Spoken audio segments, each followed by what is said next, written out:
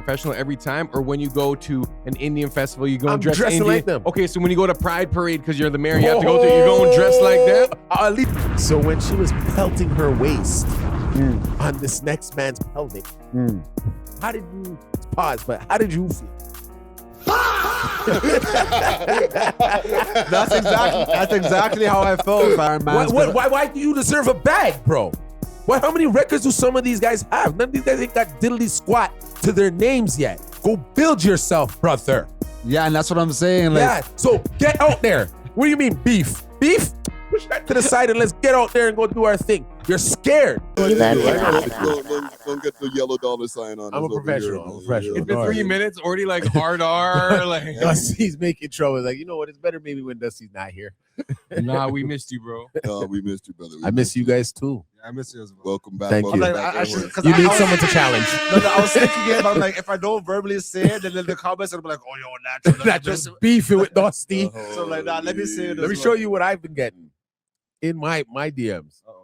Why aren't you there? Jeez. What's going on? Man, them are beefing?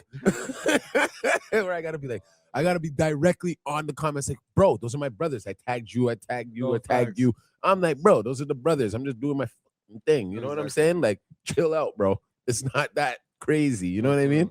They always think it's some kind of They conspiracy. always think it's something. I live life.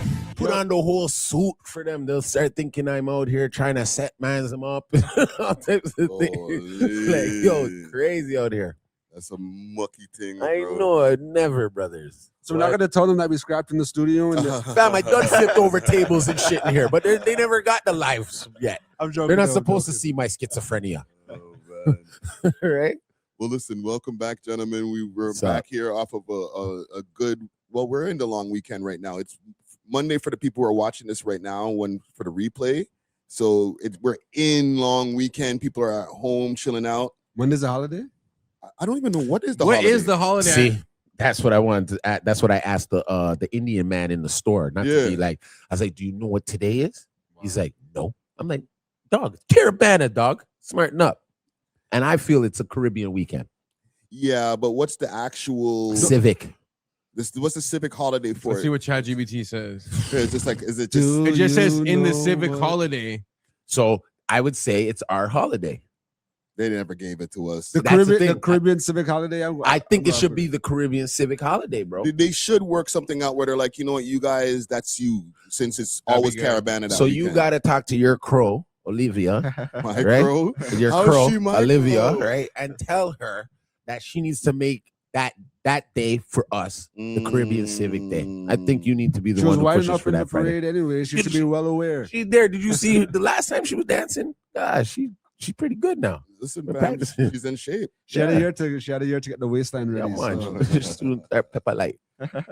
And mans were trying to diss me the other day, saying like, "Yo, what kind of idiot thing with that pose?" And she had her little botched up friggin' costume on Caribana. Yeah. She had a nice costume. See, that's his crow. But do you feel like she Gotta talk to your crow. should be going all in with the participation? Like, is that a good look? Yes. Yes. Yes, because there's a little stigma between the Asian and the Black community sometimes, That too. especially in the Jamaicans community, right? Mhm. So they own a lot of the stuff in Jamaica right now, correct? Oh yeah, They're yeah, building they- up Jamaica yeah, like yeah. crazy. They own the shit, right? And Jamaicans are very, I don't know, what would we say? We're proud. We're too proud. So we see In a them do sense, it. yeah. Yeah, we see them doing it, but we're like, we never did it. So we're like, oh, damn blood clot. Hey, we gotta get them out there. And it trickles down to Canada. I've heard like, the old people be like, man, I like her. But it's just because they don't agree with But I certain think it's things. more so like, okay, from my personal experience, Yes, like sir. majority of the dealings that I've dealt with, like I guess the Asiatic community, especially like the old. Asian community. Asiatic is Asiatic Man is a said whole other thing. Asiatic. Oh, that's something else. No, that's Yeah, that's- far back. That's This a guy back in went time. deep. Us. That's a back in time. Yeah. We're back in Okay, time. so with the Asian communities, like especially like the elders, is like, okay, if I have an Asian bedroom, So do I. oh, he's not allowed to stay here past certain times. Or one time I remember, okay, we slept over because we all went to a party. Yeah. And then like everyone's sleeping, but I'm awake, you know what I mean? Because I don't sleep that much, So I'm just there. I'm hearing him talk to his mom or whatever. Like, always black friend, you always a black friend. Every black friend, you know what I mean? I'm just like, yo, like what's going on? Like, Yeah. So like, when I go to certain stores, they be following us around, and so I feel like there's always like that weird, I guess, it goes both ways. You know? Stigma. I can respect like her participating and I guess like showing out, but I also feel like one, it sort of comes across as pandering, and two, like I just felt like there's like a degree of, I don't want to say professionalism because like it's a cultural activity, so I'm not gonna say it's like unprofessional, but it's like for a mayor of like a major city, like she kind of look a little crazy, but like people are rating it. But look at when Rob Ford did it. I felt was just he thinking was that. more pandering because He was a literal crackhead. I know, but he came still in a damn whole suit, like his whole business. He like, still came like professional. Yeah, Well, but you're supposed imagine to he fit, came but you're in like supposed to be in the fit. No, I'd rather have been in a pair of wings and walking around With his belly out and with his shit. belly out. Oh no! I hear that. I hear Winding that. up gal like But I would all say night. with Rob That's Ford, more like, appropriate. Yeah. than a I kind of suit. appreciated him participating, you know, because I remember one time I even was DJing, like it was like a Jamaica festival or whatever by like Eglinton West there or whatever, Yeah, and the man popped out yeah. in the suit and thing, and Yeah. like the man did a speech, and like it's not like he did a speech and willed, like he was actually chilling, vibing, eating the food. He's talking to me like some random. Let me DJ ask at the you something. time. Trying Let me to see ask if you you had a something. thing still. You know what I mean? Let's say he was probably high. Let's say- he's like, yo, I'll stay. let's say this. Okay, say you're the mayor, right? So Yeah. you're going to all these different cultural events. Yeah. So what would you do? Would you rather just keep it professional every time, or when you go to an Indian festival, you go I'm and dress dressing Indian? like them. Okay, so when you go to Pride Parade because you're the mayor, you have to go to. You go and dress like them. I'll at least put on like the Short shorts and shit. I'll put on the rainbow bandana, but like still thugged out. You know what I'm saying? But you see where it's like, Flip okay, it. like if you could wear the same thing every time, it'll just maintain that, like, I guess the uniformity of politics, but like at the same time, there's still people. I don't know. For me, I feel like some people have that expectation for their politicians, but I don't know why. I think because she's a woman, it's a little bit different. You know what I mean? Yeah. Because even with like a post that she did, like explaining why she wanted to participate again, her and like I guess the band leader that she was talking to, they were talking about like a lot of women, you know, they feel liberated when they're able to go out in the streets and like appreciate their bodies for what Yeah. it is. Like back in the day, like women who may be a little more heavy set or like super MAGA or like have some love handles, or like if they didn't love their body, they didn't want to go out and showcase it. Hold So on. like they call that body positivity. Body, yeah. Yeah, you Body know what I mean? shaming too. yeah, so like now with the body positivity, like Mhm. they could see their mayor participating in like this beautiful celebration of like Caribbean culture, you know? So like I kind of rate it. No, salute to I hear Crolivia. that. You know what? Now that we over here on on my crow, Yeah. oh, no, Yeah, can it's you your pull up crow. number 5 for me over here? Yeah. One take, Jake. Did you say number 4? Yeah. Gotta salute Miss Crolivia over here. Who is this lady? Somebody sent me this today. Was it you who sent me this, or I seen this. well, go on, fam? Why is she hating? Listen to this. She was going crazy. and thinking you're Jamaica and jumping up while everyone's on fentanyl. We got to walk over them because we're Narcanning the half the city. And there she is, Olivia Chow. Ciao, ciao. Ciao, ciao. Bye-bye. Jessica, here it is. Do you want to be mayor? Oh, we need you, okay? We need you to stop wearing those fancy Caribana outfits and thinking you're Jamaica and jumping up while everyone's on fentanyl. We got to walk over them because we're... Okay. Right now that we over here on my Crolivia, right? This is the problem I have. They blame her, and I'm not saying, you know, okay, that we don't have an issue with people doing the Fenty lean in the street and stuff like that, but she inherited this problem, fam. There was already people leaning from when John Tory was the guy. Who was the guy before John Tory? Was it Rob Ford before him? Rob. It was Rob. He was actually on crack. Bro. So what are we talking about, fam? coming. We're acting like you said the echo's crazy. I'll fix that for y'all, gang.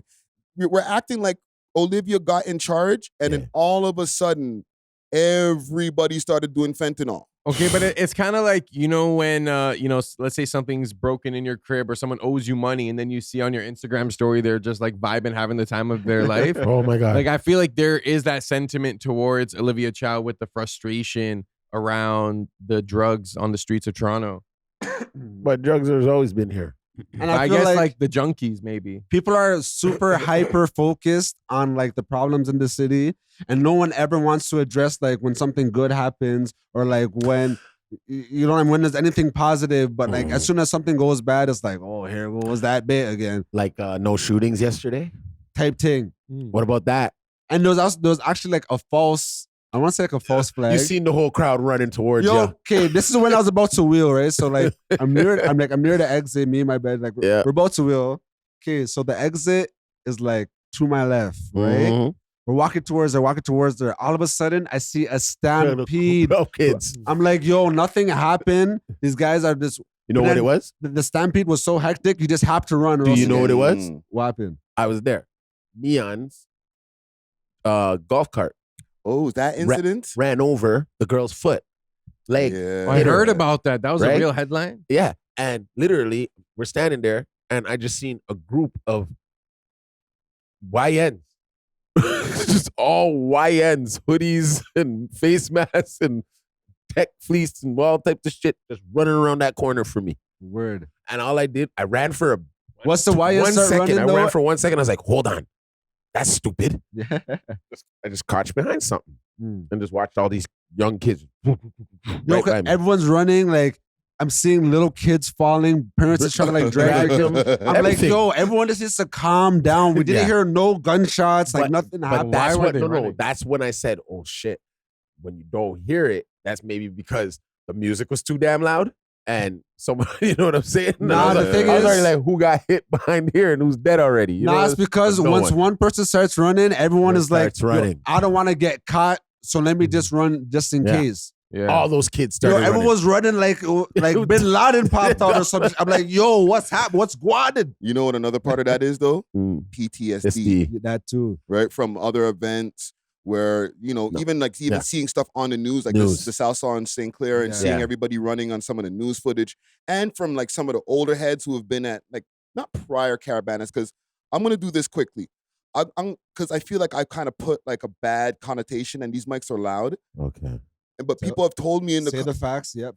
People have told me in the comments there hasn't been a shooting in 15 years at a Caravana. Facts. Yeah, bro. You know what I'm saying? Factual. Yeah. So even like it's maybe some of the older heads that have old trauma from 15 years ago, but it can't be trauma from multiple years of where I was running. Like it's because throughout the years they would create propaganda. Like, okay, let's say Caribana was happening downtown, and then there's like a nightclub that's like in the vicinity of where Caribana was. Like music, that happened. Like music nightclub. Exactly. And there was a shooting at the nightclub. There was, Caribana related shooting happened, blah, blah, blah. Yeah, so like, you're scared to go to the parade now. You know what I mean? The parade is one of the nicest things. Like everyone's liming. Yeah. Everyone is liming. You're seeing people you haven't seen all year, all winter. You know what I'm saying? Yeah, like you're hugging, you're drinking. Black people don't get violent like that when it's them time there. You know what I'm saying? You would really have to be pissing us off. You know what I mean? You really have to piss off a man. And there was so much boredom yesterday, like no one was trying that. You know what? I remember one Caribana in probably like the late 90s. Like late 90s, right? 99. Walking through. Or maybe 2000. There was one year there was just all horse shit all over the place. Oh, yeah. And you know what it was from? Somebody rented a plane, a private plane, and was tugging off horse shit on us one year, bro. It was coming out the damn flipping sky. Really? What? Yeah, brothers. You could rent out a private plane and throw horse shit? Hey, man, white people could do anything. But yo, what if that hit someone? It did. That was the point. But like, did they get seriously injured? Like horse shit falling out of the sky. No, but like anything falling out the sky at that trajectory, at that speed, at that weight could like kill you if it hit you on the head. Remember, it's probably being split apart as it's coming. So it was more like little drops. Boom. And then you're seeing piles. Boom! Right on the road. That one Caribana. I always remember that one. I was like, this is crazy. I'm getting out of here. Yeah, that's some nasty shit. Yeah. Okay, I do have a pre-topic. Where are we at? 9 minutes? Okay, we're good. We're good. Actually, we're a little bit more than 9 minutes as far as my timer over here on my thing. Okay. Did you guys know? And one thing I got to say before I start the segment here. I salute to Natural and Czar. From what I know, I don't know exactly, Dusty, exactly how you pick up gal them. I know you pick up gal on road too. And we're from the generation of picking up gal them on road. My Riz is crazy. Right? Like we had to have Riz because they didn't have Tinder, Bumble, Hinge, we have all Black the different. Planet. Oh. Yes, but that was still very primitive in comparison to like what we have now, like all these swipe left, swipe right things. Yeah, I don't need that. Right? Did you guys know that there's one guy who owns all of these companies? The dating apps? Yes. Say word. I don't want to say it. And they're patterned off after Ticketmaster. Take that in for a What? second. Like the same algorithm as Ticketmaster type thing? No, same concept. Mm. Right? Like the interface? Like the user behavior of being able, you know what?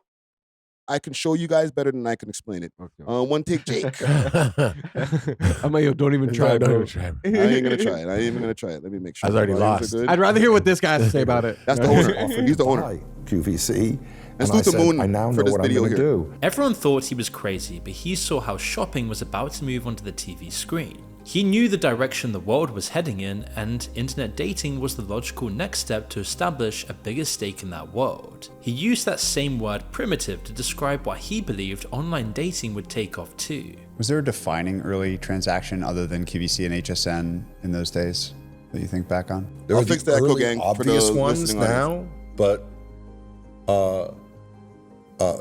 Match.com, personals, which was also something at that time that was very, very so early stage and so primitive, and again, just a good idea. After pouring cash into the Match group, they built Tinder in-house and went on to acquire OkCupid, then Plenty of Fish, then Hinge and other global dating apps. Tinder itself was built in 2012 inside Hatch Labs, an incubator the IAC set up and paid for. It had a small team including a guy called Jonathan Badin, who came up with the swipe designed to feel like flickering through a deck of cards, which tapped into our compulsive gambling behavior.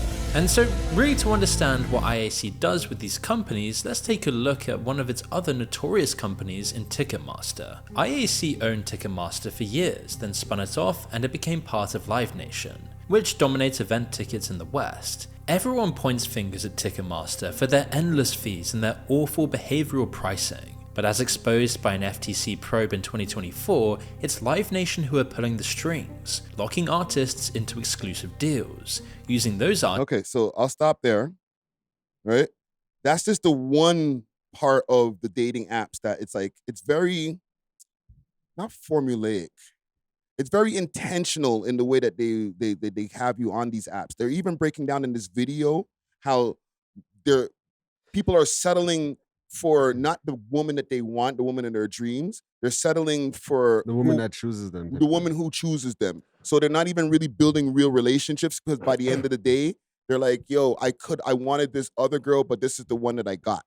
Have you guys seen that documentary on Netflix? I think it's called like Swipe Left or whatever. And it was just basically talking about how like these dating apps were modeled after like these gambling things were kind of like what they said with the deck of cards. Yes. You're swiping, and when you get a match, it's like that hit of dopamine, kind of like when you win a gamble. So you want to kind of like keep going. And then there's even YouTubers that delve deeper into this. Yeah. It's like women get like 1,000 times more likes than guys type shit or whatever, you know? Yeah, and I also think our primal brain isn't wired to see that many female options. Like our ancestors probably only ran to, let's say, like, holy, like 100 girls a year. That's like pushing. I like, you know, like you could do that on swiping just on all these apps and Instagram and stuff. So I think there is like a overstimulation aspect to it, as well as like a lust. Like it creates like, it becomes like a game, like you're gamifying dating and mating in a sense. You know, Like respectfully, Grandpa, you never had access to 1,000 bitches in your phone, so I don't really want to hear your dating advice. it's like your grandmother was the 8th woman. It's like, get out of here, but let's pull it back a little bit. Yeah, but whoa. Let's pull it back a bit Yeah, because I'm you old said school. the ancestors, and it's like, fam, no, bro. Like I know my generation and Dusty's generation. Like we had, you mentioned Black Planet. Yeah. But besides Black Planet, which is 2000 still, Yeah, it wasn't yeah. like the 90s. Yeah. There was no Nothing. apps in the 90s. No. Like we didn't have like, you know, Didn't you you have, have like, I had to go to the mall. I had to go to the mall, brother. Yeah. I had to go to the mall, brother. I have to go to the mall, brother. That's not going on no website. Walk around the mall, brother. Yo, that kind of and sucks. talk to every girl I flipped and seen until one was like, Yes. okay. And you're like, yeah, eh? Yo, you get wazzles. You're talking shit. You know what I'm saying? Then after that one leaves, you get the number on a piece of paper. Maybe not even in your phone. Because Yeah. you get it on a piece of paper, you put it in your pocket. You're like, yo, I like that one. Let me make sure that one's secure. Put Mhm. it deep in your pocket, you know? Yeah, yeah. Then you walk around. There's a next thing. Boom. Rope that Such a too. long process. Hold on. That's the process, though. That makes Now- it magical, though. Hold on. Now you're at. You could do it quick on Tinder. You could swipe on a girl see what I'm today saying? and then That's link her that cheating same. to me, Fam, brother. you gotta go to the mall, This is wander, this is- like this is face weird. rejection. That's weird. You imagine now. You have all this typing game. You like this. You're a computer bandit. Boom, boom, back. Yeah, baby. You the best. Then you get in front of her. What are you gonna say? Well, then that's a real test. Crickets, because you don't have it in the charisma for when you're in front of them. You be like, yeah, baby, you know what I'm gonna do to you? Yeah. you're I there. guess the You're first there one under the table touching her leg, like, yeah, you didn't even. She's like, whoa. with the old school, You're with under the, the table touching her leg, like saying, yo, you know, I like you, you know, because you have more. You're into it. Yeah, You're into it. Yeah, I don't see these kids. Yesterday, I didn't see none of the kids really roping girls, like running girls down, grabbing them by their hand and be like, where you going? Well, I like a your little hair. aggressive. That's a little aggressive. I don't know about your No, technique. but that's how Caribana used to be. That's how the Mandem used to be. We'd be aggressive and be like, yo, where you going? Nah, but respectfully, even when you watch like the romance movies like Dear John, Yeah. and like them type of movies, like man them were like not aggressive, but like man them pursued the girl them. Assertive, Like, assertive, like assertive. Even the one with Ryan Gosling, the shorty was with the next man at the festival, on the wheel carriage or whatever. She's at the top. Yeah. Ryan Gosling climbed the fucking Ferris wheel. And Oh, go get Kick that. God. kick the man out the seat. I Get feel out like of here. jump off that. I feel like the old school method, like the OG method, is like it's more proof of concept because at least the girl she caught your vibe and stuff. Whereas like online, you could be like a totally kind of different vibe. You're a computer Yes. bandit. You're like the coolest guy on But type of this I'm nice, saying, sweet like, nothings. Okay, like if the mission is you're trying to get nons at night, right? Like back in the day, you had to like first of all get ready, go to the mall. Then you gotta like pretty much interview girls until they get, you know, and then you gotta write down. Then you gotta go back to the crib, call her. Whereas like the new generation, they're at the crib. They didn't even leave. Swipe right. Oh, she's what? down. Boom. You know what I'm just saying to you? it's a more efficient way. Sorry. Like the technology makes it more efficient, but it makes it less meaningful. Okay, sorry. so hold on. Let me say something. The thing is, it's like a false sense of easiness of what you're talking about. No, right it now. genuinely is that easy. I know it's that For easy. you, That's bro. scary. For bare mans off dating apps, You know what? you never dealt Friday. with anything off dating apps. Hold on. Let It's me like not- designed to make it easy. I don't like Yes. new generation. Yes, I but like y'all. Yes, but I like y'all. the thing is, okay, they're bare mans, and I've been, somebody who's gotten mad girls off of Tinder and different sites like that too, Yeah. right? But the way that these sites, and there's mad more than there used to be back in the days. Like Tinder was like 2016, 2015 times. Now there's like all these other ones. They've made them so that you get this feeling that you're getting all of these girls or girls that are, swiping towards you, but you're getting a small percentage of what's actually available on the site. And some of them are bots. Yep. So some of the girls that you're swiping right on, okay, and the thing is with these pages, and this is where the money part comes in. You only have a certain amount of swipes before they say, okay, you ran out of swipes for the day. You gotta buy some more. You got to do the upgraded plan so that you have Tinder Gold or Plus or whatever the fuck it's called, so that now you have unlimited swipes.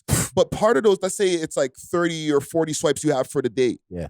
Maybe 10 of those swipes are AI bitches or freaking fake pictures or whatever of somebody. And of those 20, No, let's it's say, not a dude. Someone playing You know what I'm saying? shit behind the shit. No, low-key, Dusty's right. Though enough mans get set up that way. yes. Backdoor Nigerians are good at things, that. like No, they have that too. But I'm just saying, as far as like, you're using some of those swipes that are wasted and it's planted by the freaking site itself so that you can waste your swipe. Yeah. and I feel like It's designed for you to have that feeling of being wanted, but no one ain't want your ass. You gotta get out there and go get it, dog. I know you're saying that it's easier for mans, but I think these days it's more difficult for like the average bear to go out there. If you don't have no bread, if you don't have no clout, you're not a guy, you're not super attractive. Like let's say like this the most bare bones guy that doesn't really have nothing going on.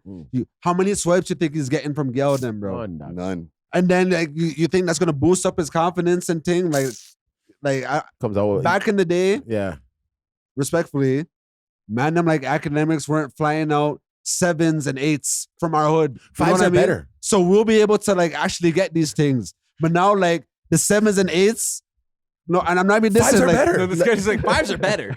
5s are better, bro. Like these days, like the 7s and 8s in your neighborhood are being flown out by like neon and shit. Yeah. Okay, but you know how you're talking about True. like the average, not even the average Joe, but just like the minimal dude, right? Like, Yeah. even in your generation, that man, well, actually, he might have ended up getting married to some like minimal chick, but like they still had problems getting girls too. Like, Well, no, back I've then. seen slow niggas. It's not get like girls. the Tinder, like, I've seen slow changed niggas. it. get girls. Respectfully, like if you look at any American sitcom archetype, it's always the fat white guy with the baddie thing. Queen And of you know, Queens. you know why? like It's like Peter because Griffin? he had his nice factory job. Mhm. They're in a small town. She didn't have their options. So if like the Don Draper, Channing Tatum guy was already married, it's like, all right, let me go check out Paul Blart. And he had stability. Welcome. And he had stability. You know what I You know mean? what I'm saying? He was a nice guy. The way he approached her was different than the other guys because they're usually like assholes or whatever. So that guy scored that girl. Type You 2. know what I'm saying? Yeah, but even if she cheated, he would never find out because there's not too many options, right? So that can get slipped under the rug. He might not even care. Now, a girl today, you tell a girl today, no, she'll be like, oh yeah, she's in her phone already like this. Yeah. I gotta go. I'm gonna go get something. Bye. No, but even and I do also get your point too, because like the Paul Blart guy or what's his name? I forget dude's name from King of Queens. Kevin James? Yeah. Kevin James. Kevin James on Tinder is getting 0 gal. 0. Unless he's Kevin James, the actor on, and he'll be on Raya or one of them Now, sites. he could probably match with like a 40-year-old lady, bro. Maybe, And but top his chances on those sites, the way that he looks, and he's not conventionally attractive or whatever, he's getting way less swipes than if he actually tried to go on road and pick up a girl. A lot of girls are probably gonna see if he's a trick.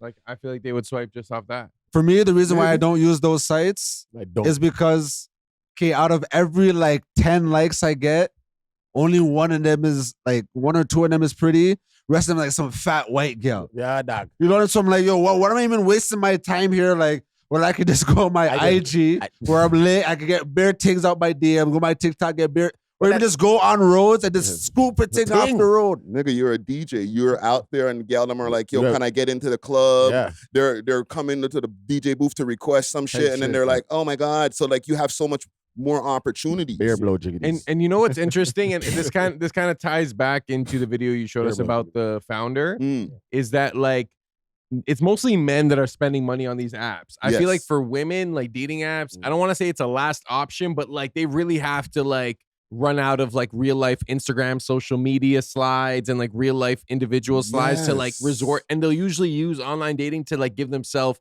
a sense of validation. They'll swipe immediate match, like, oh, I feel just to feel sexy, you know, whereas confidence boost. Whereas like with the modern man, because I feel like I'm not like dating app first anymore. I feel like when Tinder came out, I was on it because it was new and fresh. You know what I'm saying? Sorry. But now it's like for the younger gen where it's like dating app first, it's like it's more important to them. So they will spend that $40 or whatever to like upgrade to like push their profile out more and get more matches. You know? Yeah. So how do you feel when you see like a lady who's like on Instagram always posting their pictures? Could be selfies, their body. They're just what do you call that again? Always thirst trapping? Content creators? That too, but I think it's thirst trapping. It's thirst trapping. Thirst trapping, right? Those thirst traps now. Do you believe that leads to the dating sites? Like it's like when they're on that now, they give the guy, okay, go to my Instagram, and then they see the body, they see the face, they see like you see more of the person. I feel like a lot of baddies almost treat Instagram like their own version of a dating site where they're trying to like find the highest level mate. So it's almost like a portfolio. Instagram. So they need male validation, right? And that's it. So and men need women validation too, right? To an extent. I feel like there are mans who like if you do a spiritual thing, I don't think you need it, but like no. Yeah, that's a spiritual side to you. But you're not trying to like put bitches in like. I feel like there is like a union between man and woman that like humanity has. Yeah. Yeah. Okay. So where are you going with that? I lost it now. I hit him with those. That spiritual one threw him off. I'm like, oh, hey. Okay. Well, all in all, kind of like what Kanye said, Instagram got yo bitch. Instagram got yo bitch. Mark Zuckerberg. And your baby mama. Everything. Let's get it popping, man. What's the chat saying? Chat's there, man. Nigga sliding for his main squeeze. Out here begging for attention, nigga say please. We'll pick you up in the beginning of the track, and that's the thanks you get, nigga. It didn't start there though. Didn't start there at all. Don't worry, we'll get to it. You know what I'm saying? I'm just poking the bear a little bit. Pause. But let's get into it, man. We are Bach is the world's most smoked out podcast. We love hip hop. I'm your host of the most toast, Friday Ricky Dread, aka Caribana Rick, aka Outside Rick, aka Can't Find His Yard Rick, aka Live Stream Rick. We back at it over here, episode 705. We love hip hop studios. The whole gang is in the building. Air horns for this man. Saying we do have a full panel over here, back in the building. They call him the Turkish Thrill. You might see him. No, they don't call you that? Not one person. Well, I call him the Turkish Thrill. No one calls me a lot of my nicknames.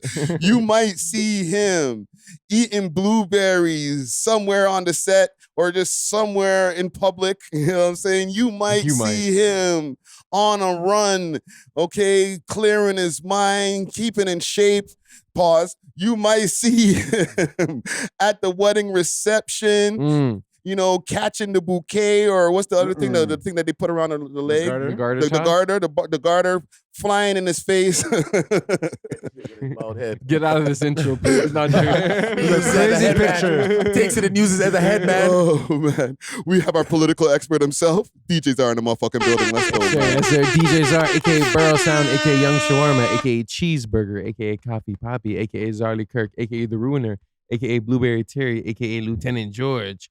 Back at it like a crack addict. I got some new stripes since you left. You know I know. I've been 8 nicknames. Streets be telling me. Yo, Hearing the new nicknames, all right? I'll be hearing, I'll be watching. Come on. Yo, fam, you said the intro was going a little too left for you right there. Get out of here, please. You might see him catching the garter on his head. Like a headband. You might see panties flying in his face. You know, as a DJ, when there's a bad transition, it's like, yo, get out. Like, stop trying to mix it. Next track. Okay, but welcome back, Blueberry Terry, okay?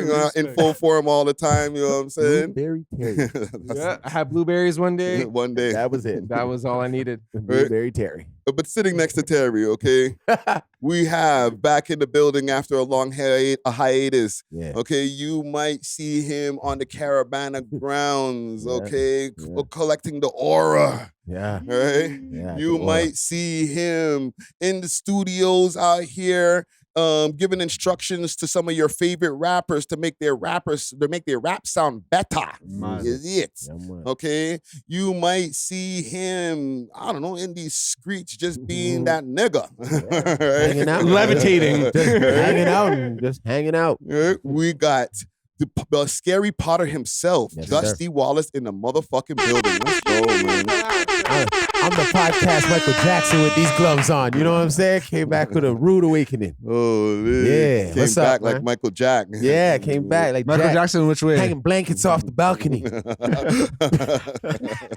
You understand what I mean, right? Blankets is crazy. Bunch of those. Salute the blanket. Blanket's a big woman now. You ever see? Or is that blanket a man? Blanket's a boy. Like, where the fuck is he?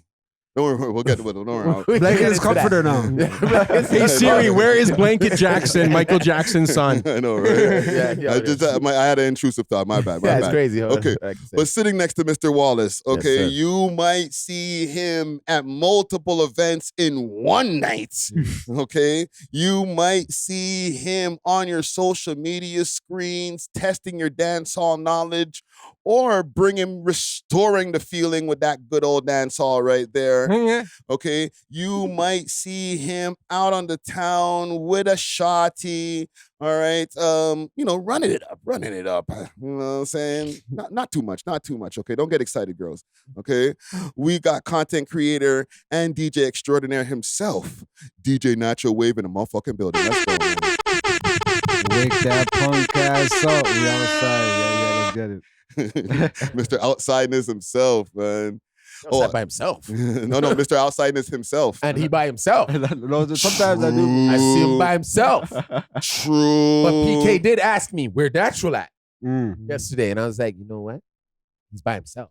No, fam. No, it's facts, fam. I seen your video on your Instagram page. You're in front of the CNE. You're by yourself. You were putting in the air, but I was like, oh, wait a minute. Yo, Natural just be rolling dolo. No, but someone recorded him. Exactly. So go up to them like, excuse me. True. Exactly. That I was is with true. I was with a couple of my boys. So Oh, I was okay, like, okay. it was a small party though. A Say- small party. Say no one asked like, yo, where's our, like, you guys are such a dynamic duo. Like, no one said that to you yesterday?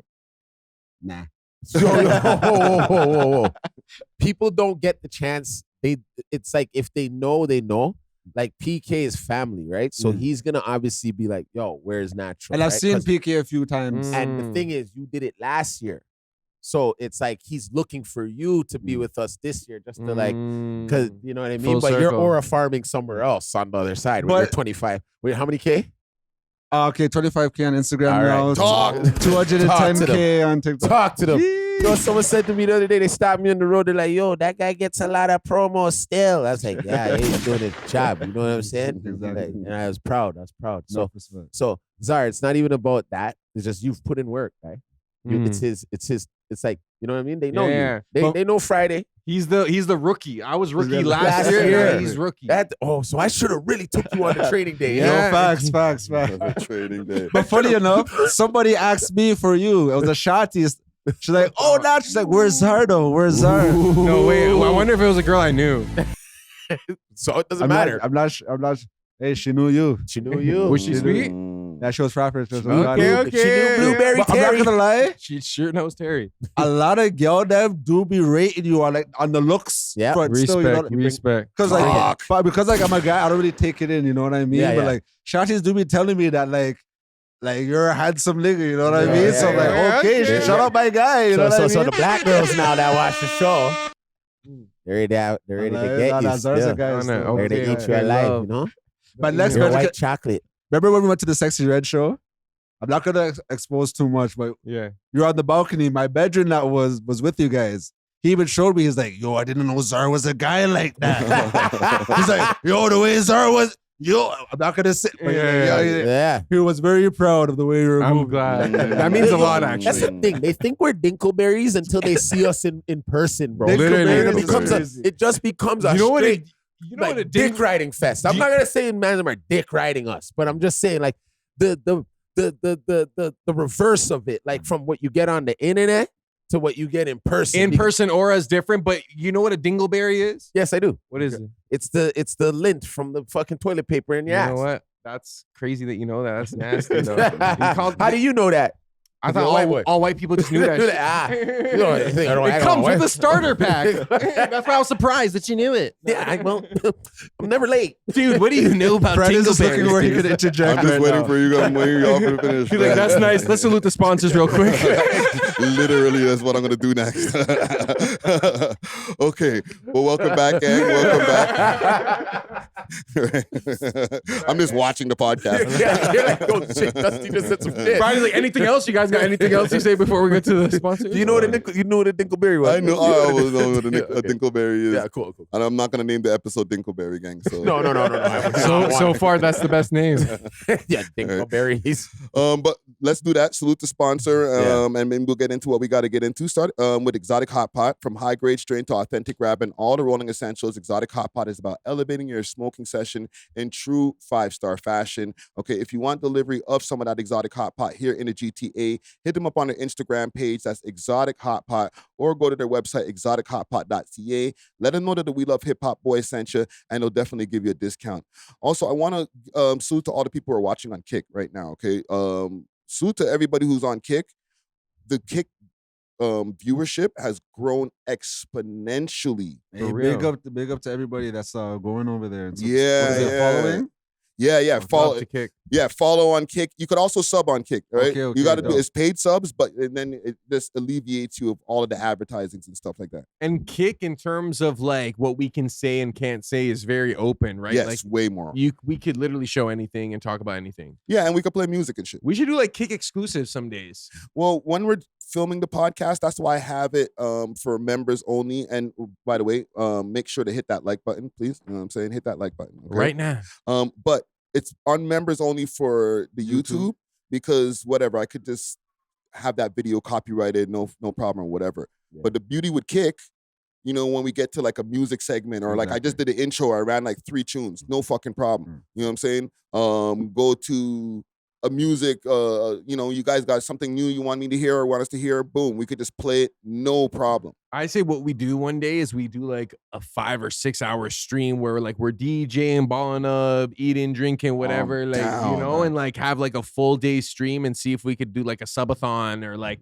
Let's go 24 hours like them boys. I'm down. I think we could I think we should work up to that 24 hours. Friday could go to sleep still, right? For little 1, 2s and come back. Could I do a? I could do it all night. Nah, you could do it. You could do it, bro. You're a DJ. You just DJ all night. Yo, it would be like a reality show. Yo, I'll even donate 2 of my cameras to this cause to have multiple angles, so we can have different rooms, have the cameras and stuff. Yeah, and we bring guests. I'll get an Airbnb. We bring guests and we just wild out. Bring some shotties. Bring some shotties. When I mean wild out, like wild out. Yeah. Under the Kick guidelines, within the Kick guideline, and I try to get. Yo, but that's viral though. Like, imagine Clippers seeing us with like 4 baddies in like a 24-hour stream Airbnb. Like that alone will do numbers. And the thing is, you said Kick guidelines. I'm not to say that Kick has 0 guidelines. Like if you murk somebody on Kick, like them youths there in France, I think, like you're gonna lose your Kick. But that's pretty much the line, bro. You can have shirtless girls. You can have literally nude girls. I'm pretty sure. Yeah. I'm not sure about that, but you might not be wrong. On Kick, yeah. Yeah. I'm pretty sure. They go, you can go crazy on All right, so what's the follower goal or whatever? 1,000. Right now we at 150 something. Oh wow. Right? And from something like 0 to 150 something is great. So if we can get at least the first 1,000, we cook it. You know what I'm saying? And maybe another incentive at like 500, we'll do like a next verses or something. Okay. Yes. Yeah. Okay, y'all hear that? Anybody who's on Kick right now or any of the members who are watching on YouTube, once we get to 500 followers, and you know, we could even we'll include the subs in there. Once we hit 500 followers, subs, it will combine new verses. Okay, right. We all can figure out behind the scenes. Unless you want. No, comment down below who you think you'd want to see a verses between. Yes. Like from our city, from one of the guys. It could be anything. It could be like whatever the chat wants. Yeah. If they want it from the city, we'll do it from the city. If they want like there's like a matchup they've been wanting to see, then that too. Yeah, but the one that y'all did the other day, the Press Up versus Casper, that was gold. I still revisit that sometimes. I feel like that was such a good versus. Yeah. And available in the member section too. So, gentlemen, you know, while we're here chatting, you know, we do have topics, but at the same time, like we're also all coming off of a big weekend, fam. Right? Let's get into what the weekend was like. Obviously, Caribana's going on. Let's start with Juzar because you were like outside of the Caribana festivals. Yes. I had a wedding that I did for the groom. I went to high school with him. So this was booked from like a year ago. So I was in Elora, Ontario. If you guys have ever heard of Elora, Ontario, it is a lovely town. I was very surprised. Like, you just see these towns, you're like, damn, this exists like not too far from Toronto, but they had a lot of tourists there. Elora with an E? Elora, yeah, E-L-O-R-A. And besides that, I felt like I was experiencing Caribana through my Snapchat and Instagram, and I had such FOMO. I was like, damn, I should have been there with my tank top. Like last year, I didn't have this many tabs. Like I was just thinking about some. I'm like, yo, I wonder what flag I would have worn. Like, would I have worn a bandana? I'm like asking myself these questions. You would have bubbled multiple things. I'm thinking about like, yo, like would I have been with Act today? Like I was just thinking about everything, but everything happens for a reason, and I had a great time.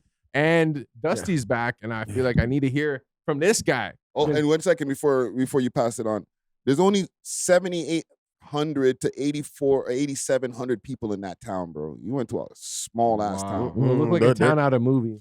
They're all brothers and sisters. But yeah, that was your That weekend was in a my, nutshell. and yeah, that and at the Rippy. I'm at a next. I'll tell you after. Yeah. Ooh, BTS. Oh my God. Yeah, oh BTS. my God.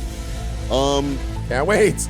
Dusty Wallace. Yo. We're on the Caribana grounds. Yeah, Actually, we had a full weekend. We were at the ACT show the night before on the Friday night. Yes, we were. But apart from when you were with me at the ACT show or at Caribana, what was the continuation after for you? Well, I was late today because, I roped a couple of things and brought them back with me, you know what I'm saying? And up in my crib with some gal, Jeez. drinking some tequila. So I'm like, yeah, you know what I mean? I had a great Caribana. But I'll tell you this, though.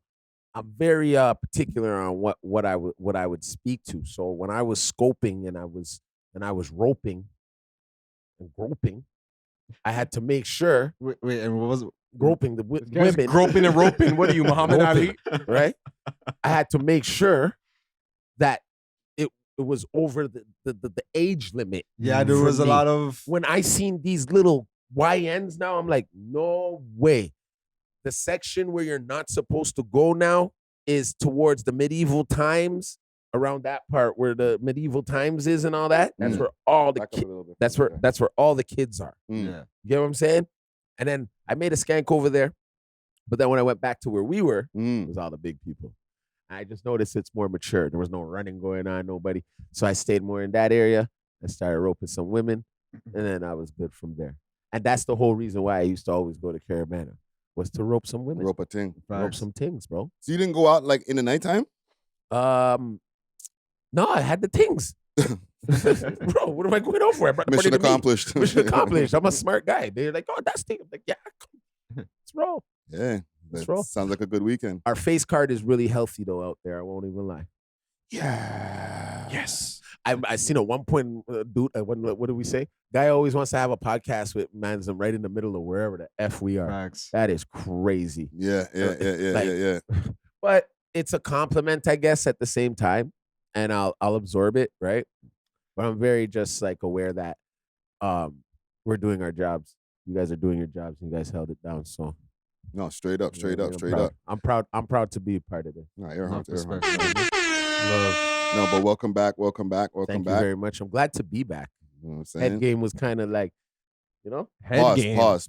no pause. Oh shit. Hey, yo, Hey, chill. yo. But no, not to say like You've been head game. slacking. Yeah, so- I guess so. Whatever. Clip me up. Yo, Clip me but up. no, you know, Clip me up. Clip me up if you want. no, you know what I will say, and I kind of admire this because like I wouldn't say you went ghost, but you kind of went like a little bit like AFK away from keyboard. Mm. Like you kind of did that, and I feel like I always want to do that, and you were able to do it without like losing relevance or like, and you were still kind of like communicating, but like you were also like doing your own thing. It's kind of like you went on your own like journey. Yes, because I had to, because it's just, I'm never still in one place. I have ADHD when it just comes to life. So I have this thing with me. It's like I have my hands in everything, right? But I'm not a master at none for a reason, because I'm always learning. So in like the past couple of weeks, months, I've opened another shop. What? You have a second shop? Yeah. So there's Congratulations. two road There's- readies? No, there's two. See, I don't even want to release that. All right. To that, don't give too much Don't- detail. don't- You're asking too much questions. Sorry. Yeah, On yeah, two. yeah, Czar's yeah. being a white guy and asking me a whole heap of things. I'm like, right? you know what you should Oh, do? You should do bulletproof cars. You should bulletproof cars. We were talking about this the other day. yeah, With the that's fed very- glasses and everything. That's very easy to. That's very easy to Say that to one get. more time. I know, right? Oh But, man, yeah. watch this guy for a while. You remember right? that guy said that? No, you shaved the hair. Yes, I You cut- took your break and Yeah, thing. yes, and it was all to get my my feng shui back. Jeez. Right, takes a while to get certain things out of your skin and certain toxicities that I was having. It Right? always has to deal with a woman, right? No, actually, Okay. this time it had to more deal with myself. Jeez. Final boss. No, don't say that neither. The boss thing. You're not even a boss. You have to be like, you have to be godly. Get the boss. Boss ain't shit. Boss can still get fired. Boss still has to answer to somebody. The only person I know is God. So I Jeez. put more of my faith into that. And I sat back, wrote some music, sat back, hit the streets with the man for a bit, seen who I'm not supposed to be around, seen who I'm supposed to be around, adjusted myself, and said, you know what? Let me get back to this TV shit. Jeez. I start to F up the place with the man. That's it. Go on. Mad. Dope. Natural Wave weekend. I know you said you were like, what, 3 events in a night, 4 events in some night? Yeah, it was like, I guess like 6 events, like over, I guess like 2-3 days. So Jesus Christ. So Friday, that was Jab Jab Juve on Friday, and that was crazy, insane. They did it downtown for the first time. So it was like that's dope. The paint one. Yeah, exactly. So it was dope to like have the CN Tower in the background with like soca music blasting. Everyone's outside, like it was madness. But I ended up seeing the shorty on my roster, you know, like there's beer girls that are trying to come out with me all night. You know what I mean? Like hold on, let me check the time. Okay, yeah, we're about an hour in. Keep going. Oh man, that explains that collab post I got. No, literally. So there's like, there's girl them like all week. Oh, this party I want to come with you. This party, I'm like, I'm not bringing no girl with me. Cause that's how you get caught up, you know. That's how you get caught up. So I'm there on stage DJ, and I get a message. Oh, look in front, right in front of the fucking stage. The girl's right. That's so, bro. Oh, then I'm just there cheese because I'm like, yo, I know it's a matter of time where I'm about to watch this shawty get broke into oblivion. Like, you know what I mean? Like, I just, Dockering. you know what I mean? So I'm just kind of cheese. You know what I mean? Because I'm like, I don't mind if shawties be dancing. Like, I just don't want to see it though. You know what I mean? So okay, whatever. I end up leaving stage. Hold on, Shorty's getting bubbled up by an ex-man in front of you? At first, she wasn't, but then, bro, I seen it happen, bro. Like, it was like Oppenheimer when he watched the explosion go off. You know what song it was too? Do you know what song it was too? Nah, bro. I got another sound effect. Hold on. The song, everything went silent, bro. Literally, like Hello, darkness, my old friend. Yo, if you watch Oppenheimer, when the bomb goes off, like everything just goes silent, and then like his whole world collapses. So hold on. When she was literally. So when she was pelting her waist on this next man's pelvic, how did you pause? But how did you feel? That's exactly how I felt, fam. I'm just like, yo, like, why would you make up your mind to come to an event I'm gonna be at and pelt up your waist? Come to the front of the fucking stage, you know what I mean, and then go on. I got a reason, but keep going. So I'm like, all right, yo, you know what? Yeah, I'm just leave this. I'm just go do it. So I go to the side of the stage. I have I know I'm pouring my drinks. You know, I'm smoking my spliff or whatever. Shorty comes to the side, like on the next side of the gate or whatever. Her and her bedroom trying to wave me down and shit. Her friend's like, why is the girl not back there with you? Why is the girl not back? I'm like, that's not my girl. That can't be my girl. Applying pressure. Pelting waist on a next man's. Which meme? Oh, okay. I sent you guys a collab. This is why I even thought to do this. Oh, this is what this came from? Yes, bro. This nigga, bro. Wait, I have a question. So, okay, after all that, like, did you guys just not talk the rest of the night? Okay, wait, hold on. This is where it gets, because at first I wasn't I was just annoyed with her. I wasn't, because she's not my girlfriend or anything, you know? But like, her friend is just like, because her friend is like one of those dom shorties where she tries to like regulate mans. So she's there trying to regulate the scene, like, oh, get us backstage and we want to be on and all this. I'm like, yo, why am I going to do anything for you guys? And like, and shorty's out here not representing me in the best way, you know? I bring you guys backstage. Like, if this is what you guys are doing with the peasant niggas, what are you going to do with the artists and the DJs and shit? They're giving blow jiggities. You know what I mean? I'm like, nah, I don't even want that respect. You know, I'm good. They see a diamond chain, they're going right down to their knees.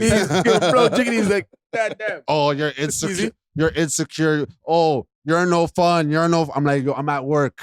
I'm not trying to have, you guys are trying to have fun. Go out there and have fun, you know what I mean? So then at first I wasn't talking to her, but she ended up like calling me down after, and then of course, you know, like we resolved it. You know? Did you grease it? We resolved it. Got a lot of questions. Pull up the meat.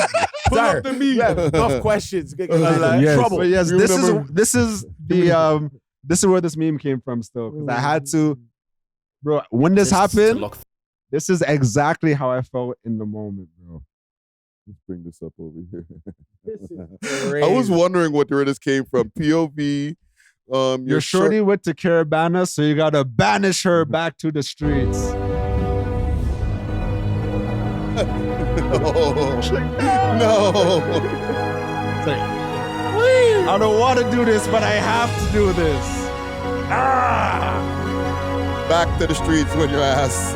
Man. Send her back to the streets. Nah, this guy went back down and picked her up right after. Right after. She revived herself still. Okay, let me say something. Why she did that? Hmm. She's trying to keep you in check, nigga. She's Yeah. like, see, you see how the aura that I build when I'm on the dance floor and all of the niggas who want her. Yeah, You know what I'm yeah. saying? So That- she's trying to get into your head, like, nigga, you need to fly straight so that you could freaking, lock me down. To be honest, that's what her friend was trying to say. She's like, See, I told you. oh, See? if you had her backstage with you, she wouldn't be out here with all these niggas. Da da da. Told But you. she tried to turn you into a cuck. That's what I'm like, respectfully, my shorty, she will know how to move even when I'm not there. She wouldn't need me to have a jail cell in front of her to keep niggas away. She will know already how, move. you know what I mean? But yeah, so that kind of like ruined. It didn't ruin my Jab Jukebox because it started an amazing experience, you know what I mean? But that kind of like soured it a little. Caribana was amazing, like as soon as I touched down, like peer recognition, peer girl recognized me from TikTok or whatever, like getting beer chop-ins. But again, from the We Love Hip Hop, I'm getting beer recognition from that as well. And them hailing me down and shit. So like it was just like pure love. Did like 4 events after. Well, I was supposed to do 4 events. I was able to do 3 of them. But then the last one, like it was just too much. There was just too much going on. Like the night was crazy. Yeah. 2 of the events were like right beside each other. But because there's many variables that happen, like DJs be late and shit, I was like going into the time of my 3rd event while I was setting up my 2nd event. Holy shit. So the promoter, the nigga pulled up to the next man's event and like tried to page the shit. So like I'm there DJing. I look up, I see the man there. He's like, yo, what the fuck, guy? He's like, what the fuck? I'm Why like, are you over here? Why aren't you at my club? Same shit. I'm like, bro, I'm waiting for the next DJ. But low-key, these 2 promoters are kind of beefing. So like they have their own shit going on, you know? Holy. So like, but You're yeah. causing them to beef more. Bro, Yeah, that's it's scary, bro. Political. They're fighting over you, tug of war. Yo, he's my DJ. I'm My thinking, DJ. I'm like, yo, how did you even get in here, bro? But Oh, he knows how to get in there. you know what I mean? But all in all, it was an amazing weekend. I'm Yeah. DJing again tonight. But yeah, it was lit. Toronto was on fire this weekend. Yeah. It was kind of on fire. Let's back it up a little bit. You're saying it was mid, eh? I think I'm standing on that. Okay. The Caribana, like the Saturday itself, mid-tastic. I want to give a quick minute to give a shout out to Exotic Hot Pots, Canada's loudest brand. From high-grade strains to authentic grabber and all the rolling essentials, Exotic Hot Pots is about elevating your smoking session in true 5-star fashion.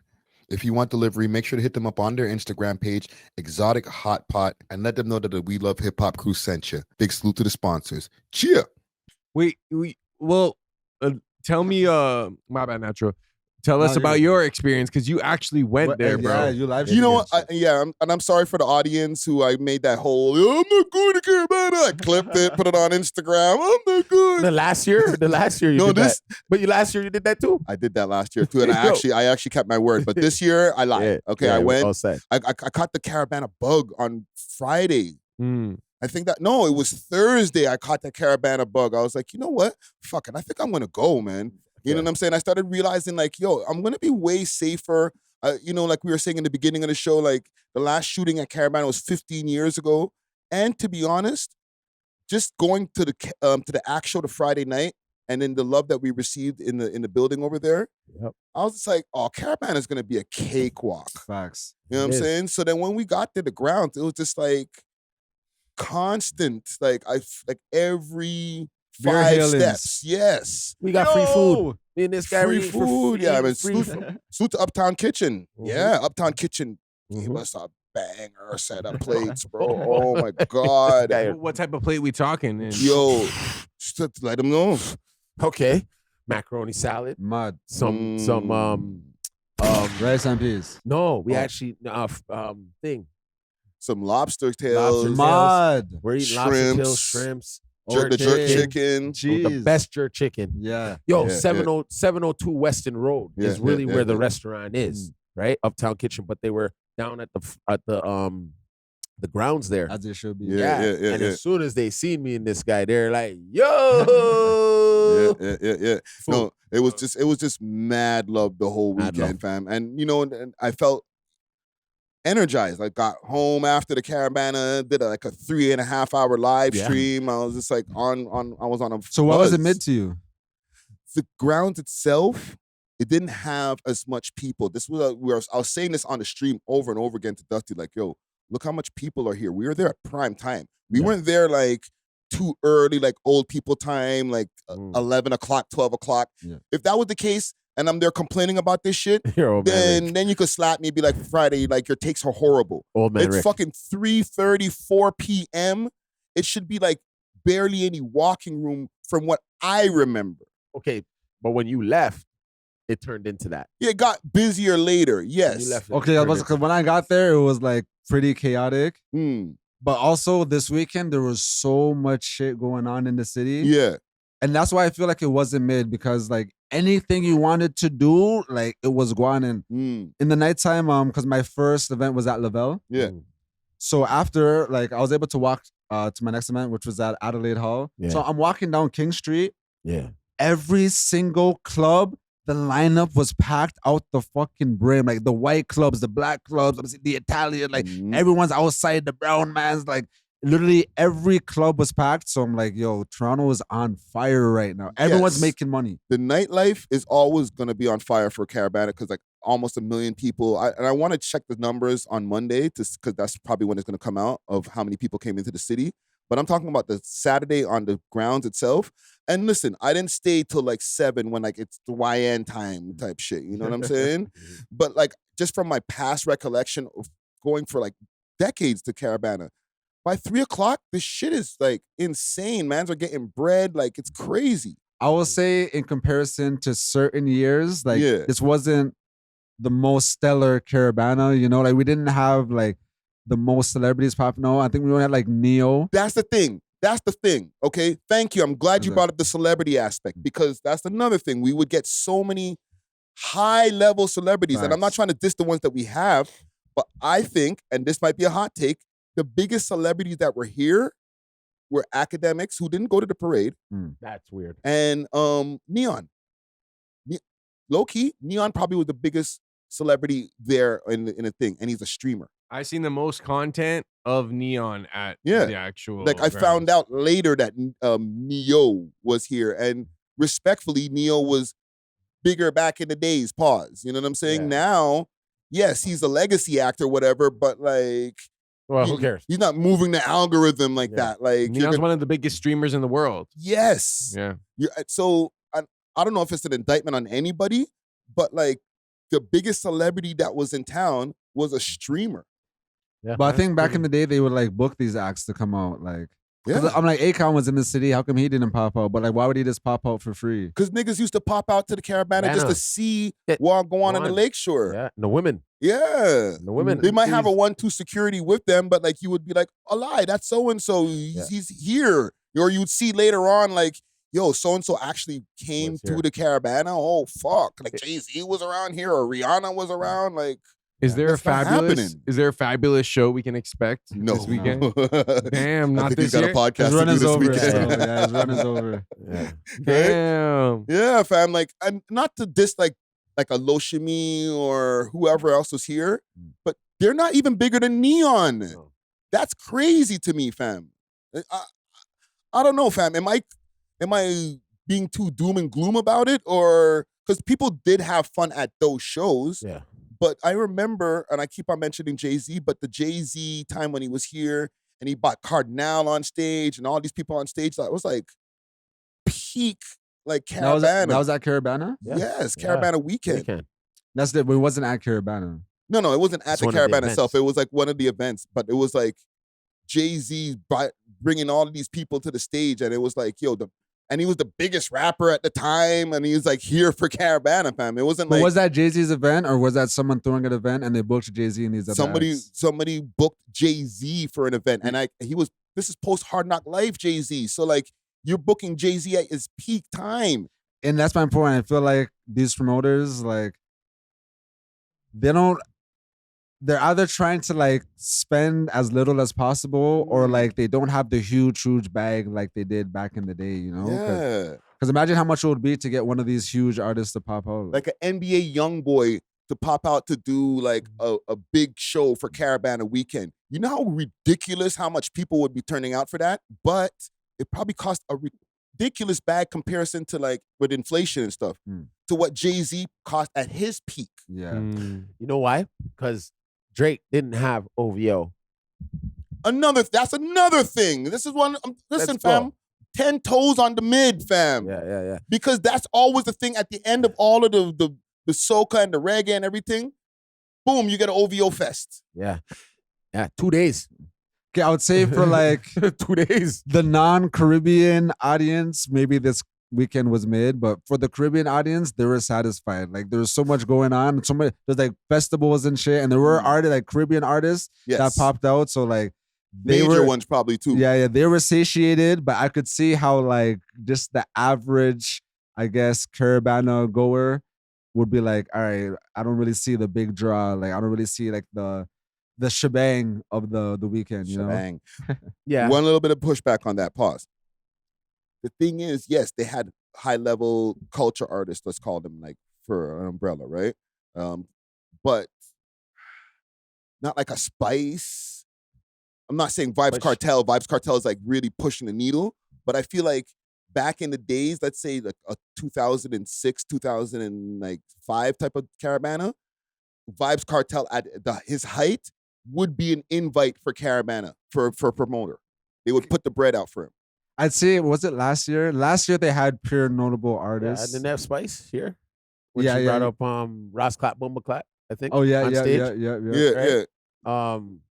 Who else from last year? Because then we're just going back into my example of mid. Yeah, because there's no OVO fest, bro. Not only that, though, fam, I'm saying just the people, the level of people, like you're saying, the promoters not willing to put the bread on like the biggest reggae act or dance hall act, the biggest rapper to come into town. Some of our biggest reggae acts right now have criminal charges too. Nah, Skilly Bang should be able to forward over. Skilly Bang? Yeah, okay. Like that would have been mad to have a Skilly Bang, you know? Molly, she's gonna be here on the 22nd, but you know, they could have Bob Khan could have easily done it. He always does shows in Toronto. Yes. But he's OVO. He would have been boom at the OVO fest. But like that's all I gotta say as far as the mid. I see where you say it's mid, but I kind of enjoy it being mid because the amount of little kids I actually seen for the first time running around Caribana was I seen a lot of kids, like little kids with their parents. Yeah. I see mans dragging their kids, having kids in their shit, right? So I kind of was like, you know what? It's better that it's kind of like the sane people. Family friendly? Family friendly. It has to be now where people can set up their little benches, their little picnics, and that can be a place where now people can have their family reunions every summer or like their get together and not feel like, okay, I'm sitting here by the lake and all of a sudden bullets are flying. Like that, I don't mind it being mid because less is more to me. You just got to get out by 7, basically. Do you think, because I believe that if Drake were to like partake in the Caribana festivities, like there would be an increase in numbers and like a sizable effect. But do you think he'd be able to like have a float, like an OVO float with him in it? Like, or do you think that would like incite a riot? I think that might be a security risk. That's what I'm saying. But I feel like there would be such a huge impact if it was like he was there. He would be touching the people. Gal would be like, he'd be picking bubble. Come on, guys. He wouldn't be legendary. That'd be legendary. He's a Toronto man. You can see Drake on the side of the street and kind of walk by him. And unless he was be like, yo, bro. You never know, right? He could be right there. And you would know if he wanted to be low key, I think he could still be low key. That might be it wouldn't be one of those ones where like he's on the float for the whole parade. It would be one of those ones where like there's the OVO float. Like, you know, like maybe like Roy Woods, like Smiley, some of the Manum are there. Yeah, and then, OVO like, sound. Yeah. And then like Drake would do like a pop-up You know, like when you From hit, like a helicopter, No, you no. just see like a ladder You see pull where down the- a helicopter. You see where the OVO center is? type shit. See where the OVO center is? That's where Exactly. he pop out from, and that's where they pop him right back in. Yeah, Exactly. Oh, the ball court. The Yeah, ball exactly. court. Exactly. Yes. Oh, true. Yeah, get Right? him in and get him out right Get him- before the mob really starts to go crazy. Yeah, Right? You know what I'm saying? Because you know what happened. Everybody would just be following that one float. The rest of Caribana would have a Facts. space. Yeah. If Drake is The on one gap- float, yeah, The like gap would be crazy. yeah, no float seeing no people, bro. Okay. No. Okay. Enough Drake glaze. I feel like we're starting to glaze a little bit. You know what I'm saying? If Drake was there, there would people would be running. I could just see people in the chat now. All right. You guys like Drake. Okay. I got another question though. The Akademiks event. All right. Yeah. It was a good event, but I had a little bit of problems also. Oh, I know. Right? He had artists pop out for the event. One, salute to Akademiks, sold out event, amazing. It actually, we looked at the capacity at first, and we saw, okay, there was like 350 people, a little bit more that can fit in there, and only 200 tickets were sold. So I was like, I don't know. But by the time the event was ready to start, it was like door tickets all sold out. So congratulations to Ak. He had musical performances as well as him talking on the stage. So that was a cool vibe. Yeah. Salute to Free. Yep. That was actually a surprise for me because I was expecting more thuggy. You know what I'm saying? But they brought out Free, safe choice. Mm-hmm. Then they brought out Casper TNG and K Money. Mm-hmm. They did a great show, but a little bit more high risk. It was like, okay. And then they brought out Sean Leon, and the motherfucker didn't rap. That's for an aux cord, cuz. He asked for an aux cord. He's like, yeah, so you guys want to talk about, you guys have any questions for me or whatever. So here's the thing before I get into the rant. Turned into a meet and greet. It turned into a fucking tech talk, bro. Yo. Right? But before, because I don't want to get on another rant, because I had a rant about him last night. I went on a nuclear rant, and I'm still standing on my rant. Like, bro, don't get up on stage and waste our time. Ever again. This is not only an indictment on him doing that bullshit, but the choices that Akademiks had to make. I'm sure he wanted to get certain mans in the building. That would have been a great show. Enough people are like, a lie. I get to see insert any whatever gangster rapper in here. But Ak probably had his hands tied where like, I have to choose one and then, do a sandwich with people that are less threatening as far as like the social media aspect. Am I wrong about that? You're not. No, that's pretty spot You're on. not. But it does look like a paid PR move, maybe. How? Not to say paid, but has Akademiks really ever talked about Sean Leon? I maybe seen him talk about him once, and that's faintly. It would be a bad paid PR move because it's like, yo, you bought down the energy of the show, brother. You didn't even fucking come up there and perform. Ak had to get back on stage and like do more like talking with the crowd and variety show shit. Like, why? It was like underwhelming. Like, he didn't even know his name, fam. I forgot. He didn't introduce him like, yo, Yeah. Sean Leon. He's like, yo, my man. Yeah. Grab the mic. My man. Say Sean Leon was just walking down the street in the back alley. They're like, hey, you, come here. Well, he said, I ain't get paid, so I'm not doing no tune. So then get the fuck off the He stage, said nigga. that? Yeah, yes. He That's said weird. that? Yes. So then get off the fucking stage. Stop wasting our time. We don't know who the hell you are. We do, or I did because and Dusty because we're in the media or in music or whatever. Yeah. But the rest of the people who don't know who you are don't give a fuck about your TED Talk, nigga. Get the fuck off the stage. I can't believe he said that in You front want of to know people. why? You want to know why? You want to know why? I'm not okay, Sean. I know about you for many, many years now.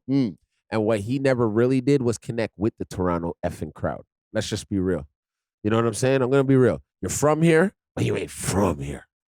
I don't want to interrupt you because I don't want to turn this into a Sean Leon thing. It's not about him. I know. True. You know what I'm saying? True.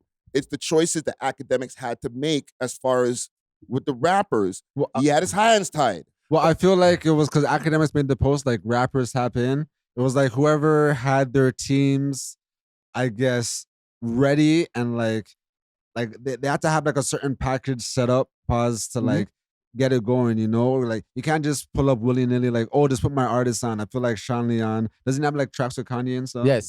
So like, he might have had like a good team that was able to set that up for him. It's like, oh, we're not gonna pay you, but we could get you a placement on the show. I guess. Casper obviously has a good team right now, and Free has a good team too. So I feel like their management was able to like tap in and actually lock that in You know, like, and then the other rappers, it was like the Polly thing, you know? Yeah, because fam, he's had all these rappers on his Twitch stream.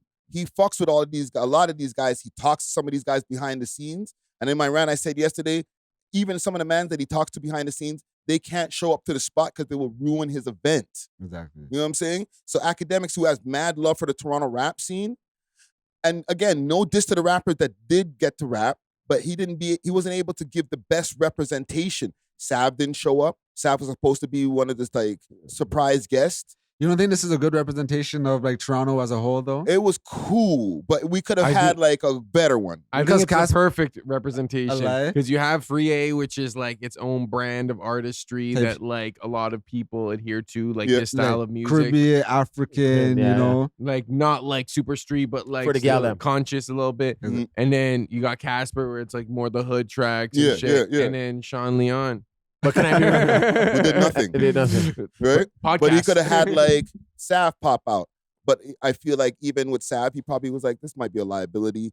Maybe even not even Sav himself or like somebody, even the other artists that he might have had intentions. He might have tried to get them on and then got pushed back by Toronto police. That's what I think. I don't think he wanted to choose sides actively. I feel like he asked for some names and then realized there were obstacles. So we kind of went with like this like safer package deal. Okay, but now that I know that mans were getting paid for it, I feel like maybe many artists said, no, I'm not going to like risk going out there for no bag. I think we're thinking about it a little bit too deep. I just think niggas don't give a shit about act like that. Like they'll take the free promo for like our Toronto niggas are fucked. Keep going. No, keep going. Right? Because it's like they'll take the free promo. Yeah, I was on Akademiks. Didn't you see me in the little square? All these niggas, they didn't do nothing for none of you niggas. And they don't watch the streams later. And they don't watch a stream later. They didn't repost the stream when it did happen. It's just a conversation while they smoking on a spliff with their brethren. Like, yo, I remember when I was on.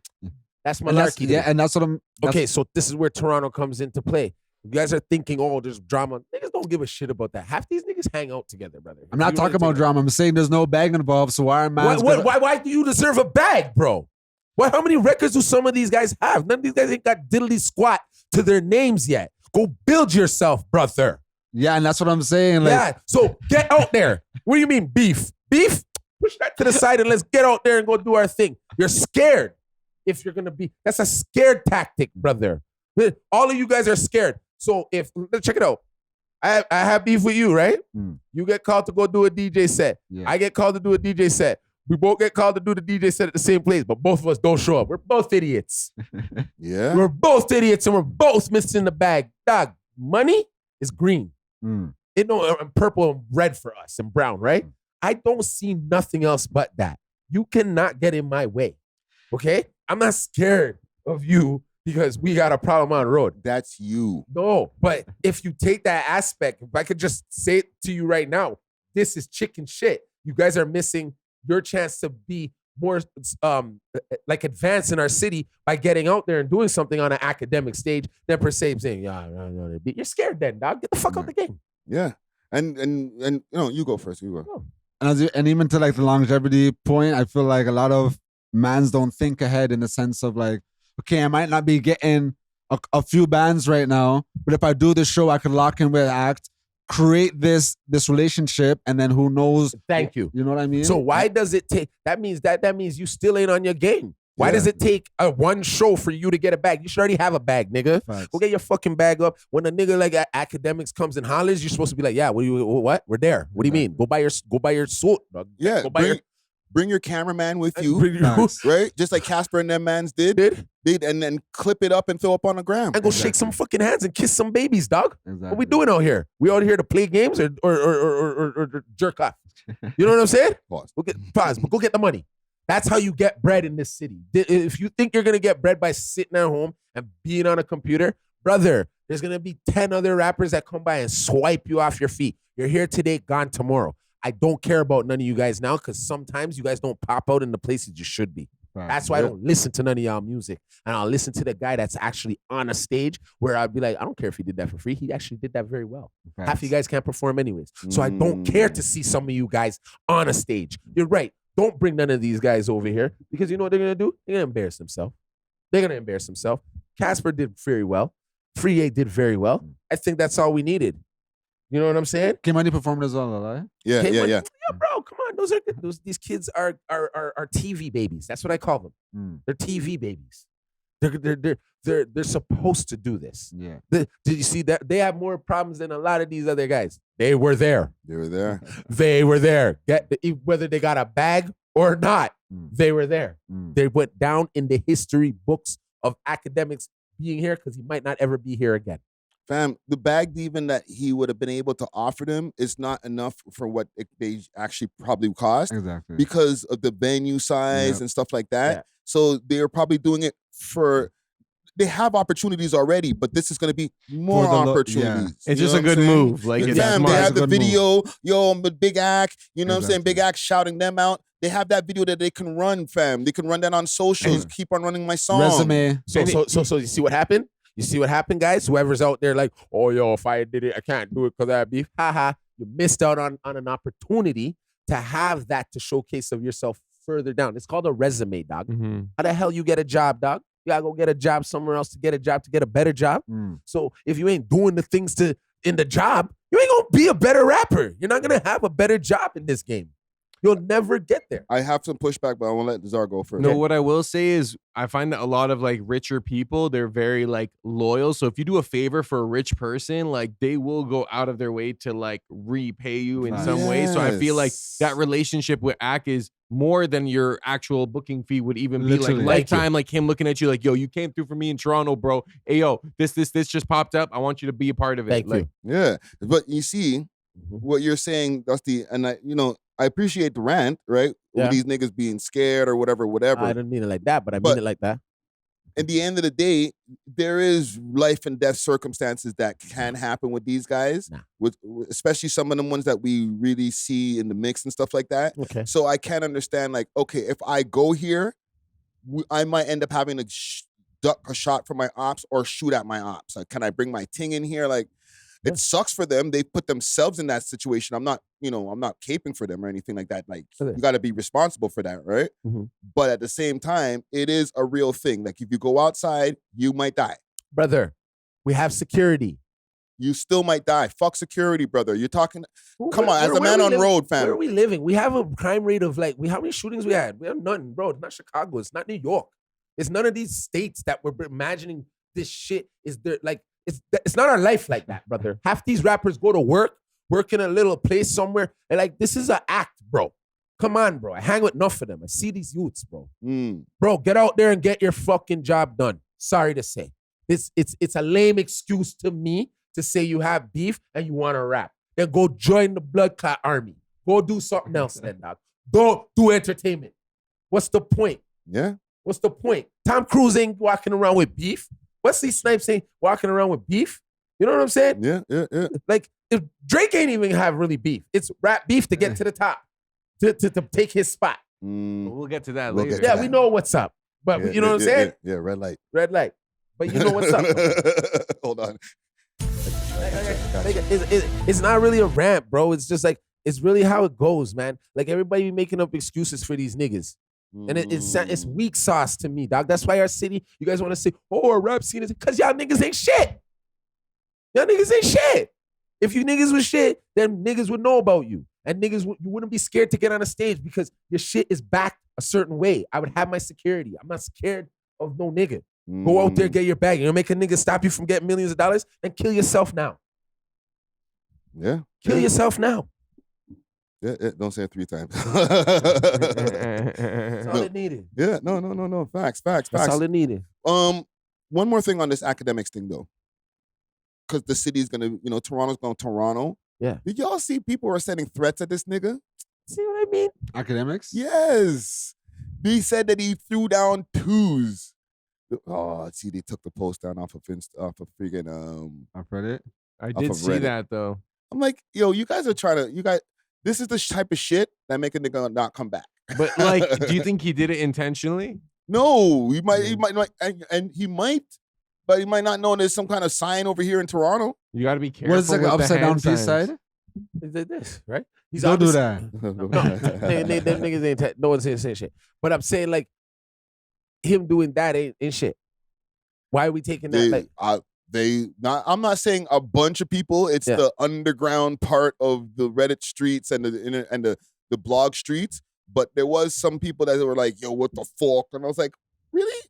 Like, you guys need to you guys need to stop spreading these narratives because it literally makes it leans into the Pollies, which was the first thing that he said to me when he saw me. You know what I'm saying? He was like, "Yo, you're right about the Pollies." Like, bro, like that reputation shouldn't precede us.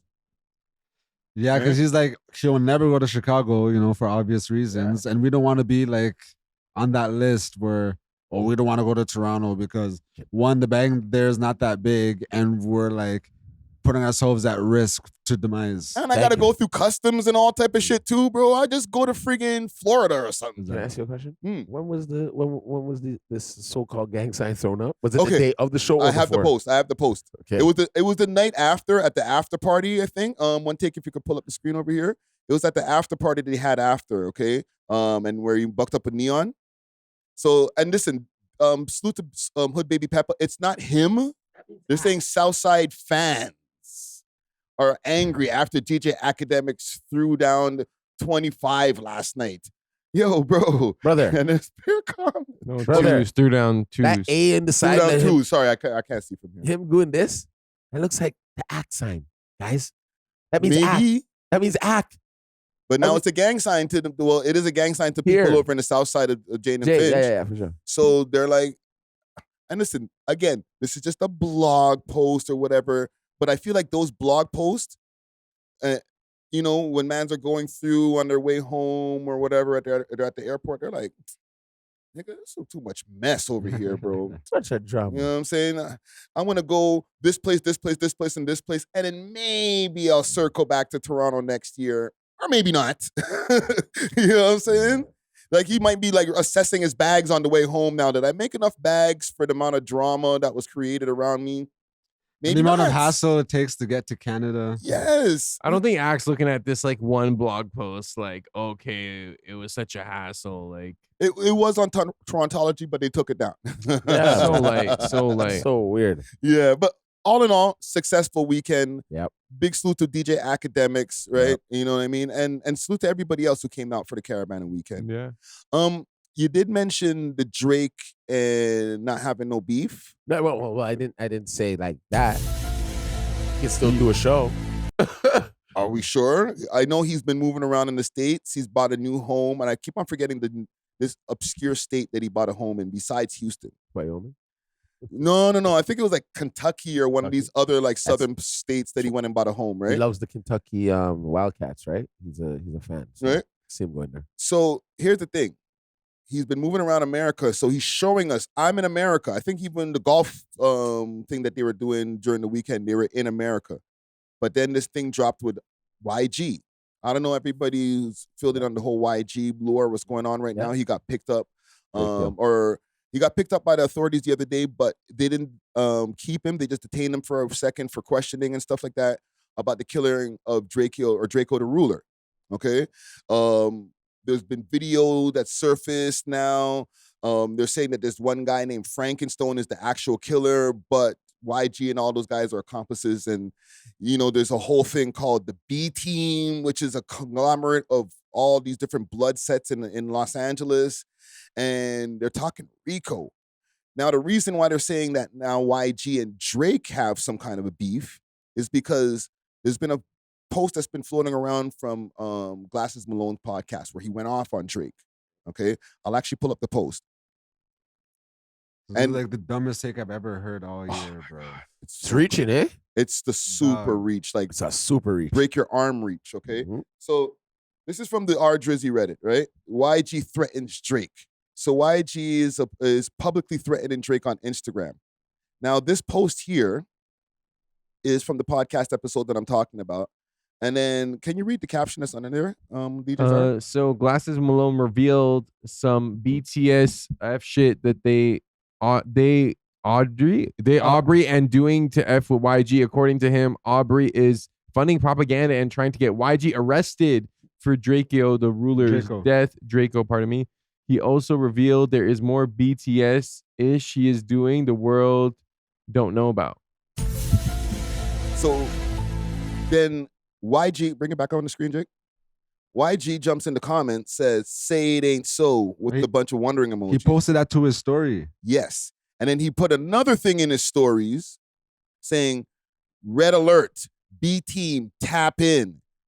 So now the internet is interneting and interpreting this as YG's like putting the green lights, for lack of a better term, on Drake for next time he comes into LA, because he believes the propaganda that Drake is funding a campaign to show that he's responsible for Draco's killing. And in Glasses Malone's take, like, did he have a convincing argument, or is it just like conspiracy theory? And has Drake acknowledged any of this? It's super conspiracy. And Yes. Drake did not acknowledge any of this. He never acknowledges any of that stuff. I actually broke something yesterday, but I didn't on the live stream of a convo that I had with Drizzy behind the scenes, where like Glasses' name came up. We weren't like talking about Glasses, whatever. His name came up, and that sentiment that Glasses had in the clip, because he was going off in the clip, like, "Yo, you don't think I was ready to shit on cuz? I'm ready to kick cuz. I'll kick cuz back in. We can turn this up to amount of views or whatever." He was going off, right? Yeah, he was going crazy. So that kind of sentiment that he has about Drake, I just revealed in the thing, the sentiment's kind of mutual. It's not like Drake's like, "What's wrong with this guy? I'm his friend." He's like, it's more like, "Fuck that nigga too." You know what I'm saying? But that's besides the point. With the whole post, YG even pushing the narrative that Drake would be funding some kind of smear campaign to show that he's the murderer or one of the accomplices of the murder for Draco. Yeah. Is that what's happening here, fam? Is the internet, have we lost the plot? Have we lost our minds? Well, like, we could just, he's a rapper with a record deal who believes this type of bullshit. Do you think there could be a legal aspect to this where like he's trying to get the heat off him? So he's like, maybe it's all just theories. Maybe Drizzy's doing this, like, and put it on Drizzy. Well, just put it away from him. You know what I'm saying? Well, like, I feel like he's trying to, because right now, like deflect. Like, there's a whole narrative where it's like, oh, there's the Rock Nation bots, and then there's the OVO bots. So he's trying to, so maybe he's trying to say like, oh no, the OVO clippers are trying to make me seem a certain way and da-da-da, which is like, I think is mad dumb, because there's just so much like, I don't want to say evidence, but there's so much like weird coincidences that tie YG to, you know, that, you know, so like, and I don't think Drake's the reason for those coincidences. Your decision and your action is the reason for those coincidences. Well, here's where the internet detectives start to find their theory from. They look at all the creators who are pushing the narrative, and then they're like, "Oh, look, Poetic Flacco, he's a Drake fan. Oh, Akademiks, he's a Drake fan. So it must be Drake that's pushing this narrative." And then I'm thinking to myself, what kind of dinosaur ass thinking are you guys using right now to come up with theories, bro? Like, these are not like, who's the better rapper? But say it was possible that Drake like funded the campaign. Hey, Drake. Hey, Drake. Hey, Drake. Brother, I'm not saying you doing all that. I'm just giving the other side of the coin, right? What if he was? What would be the purpose? Y'all niggas turned your back on me last 2 summers ago, man. Fuck all y'all. Everybody go to jail. I thought Go to YG. jail? I thought YG held it down, and he even got mentioned in the song. He did. That's why I played Family. Yeah, but dog, thank you. There's bloods. They stick together. You ain't like us. Okay, the thing is, Canadian nigga. The thing is, after Drake did that mention in the song, YG didn't like it because YG's like, "Yo, how you trying to big me up when you were just working with my ops, Draco the Ruler?" Yep. So YG dropped a song that people were taking as a Drake diss track, but it wasn't overt. So they're like, nah, it's not a Drake diss track. But now that more of these things is coming to light, people are going back to that song and it's like, wait, no, he was. Yeah. Talking about he was an actor and all that shit. Yeah, but what's the, like, fam, are we at this point now where internet theories are, we're trying to create smear campaigns so that you can catch a Rico?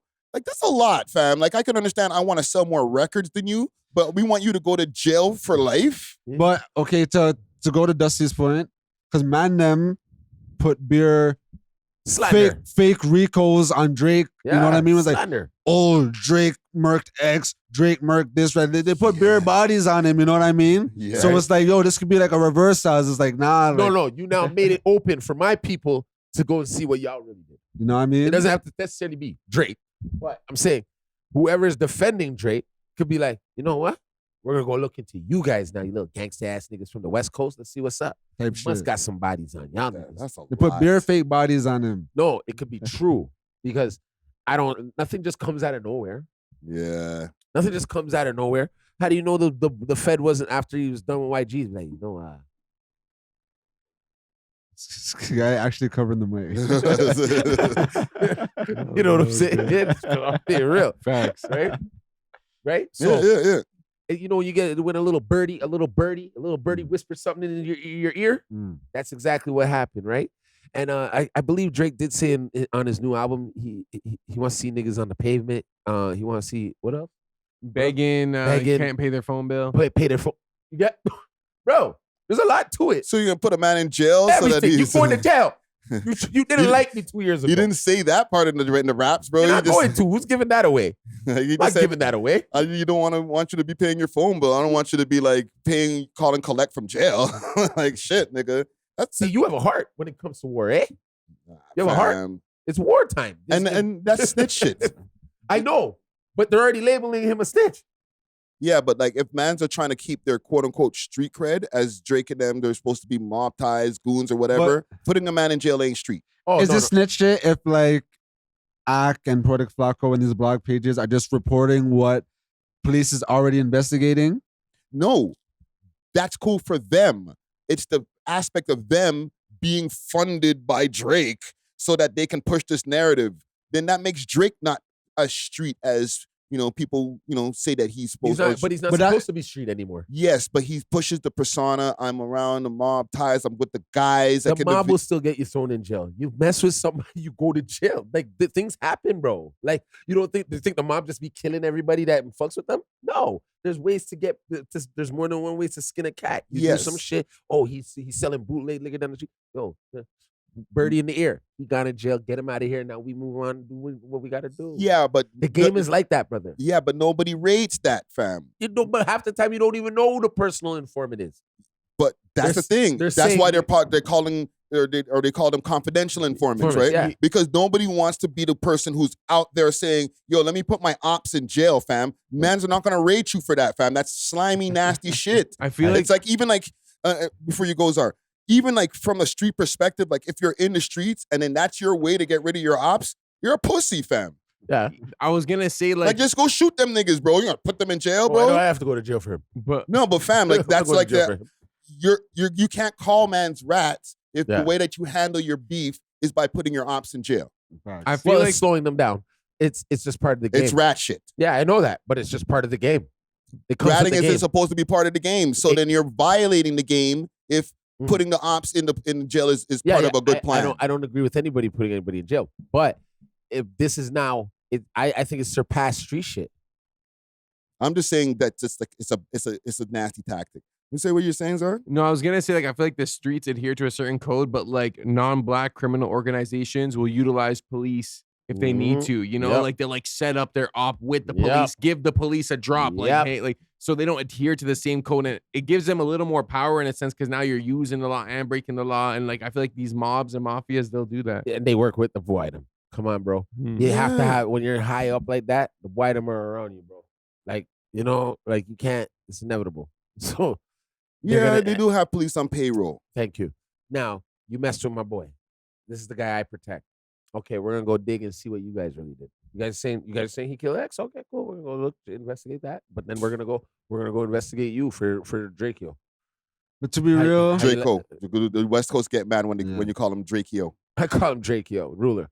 Right? Me too. but to be real, I don't think Drake's MO is like, oh, let me go put him in jail. Like, respectfully, he's just gonna try fuck his bitch. You know what I mean? And then he's gonna move on. Like Drake has bigger fish to fry than YG. You know what I mean? Like I don't think he's spending his bread to get On YG. he's spending his bread on Lucian Grange and them niggas. Yeah, you know what I mean? YG 9,000 records sold. YG, like, Yeah, 400. You know what I mean? Like, we're not worried about that. Bro. I know. Why would he go out his way?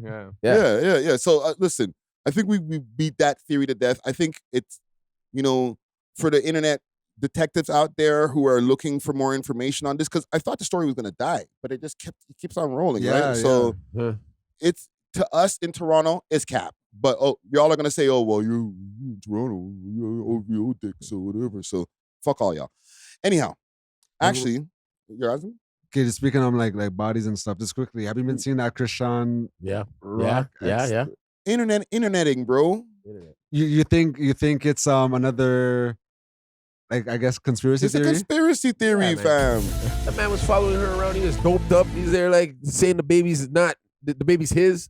You don't think the baby's actually his though? I think the baby is his. Baby look like Charles Barkley. I've been telling you guys that from last year. And is this a coincidence that he ended up passing?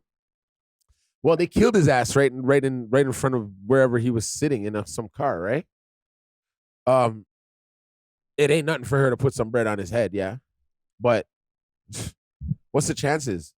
And they're saying that allegedly she had a case with her ex where she and him were out, and then I guess he caught the body, but she pled insanity or something. She was able to. What? When they were in a house, she brought some pimp. She met a pimp in like the alley. I heard that story. And started trying to make him see the light. Yeah, starting to pray to him, and then they all surrounded him. I brought the man. She's on drugs. And brought the man to the house. And then the man turned around, and all of a sudden they're fighting with the man with a knife in the hand. And whoa! I you know what? I know that's like very possible to happen, right?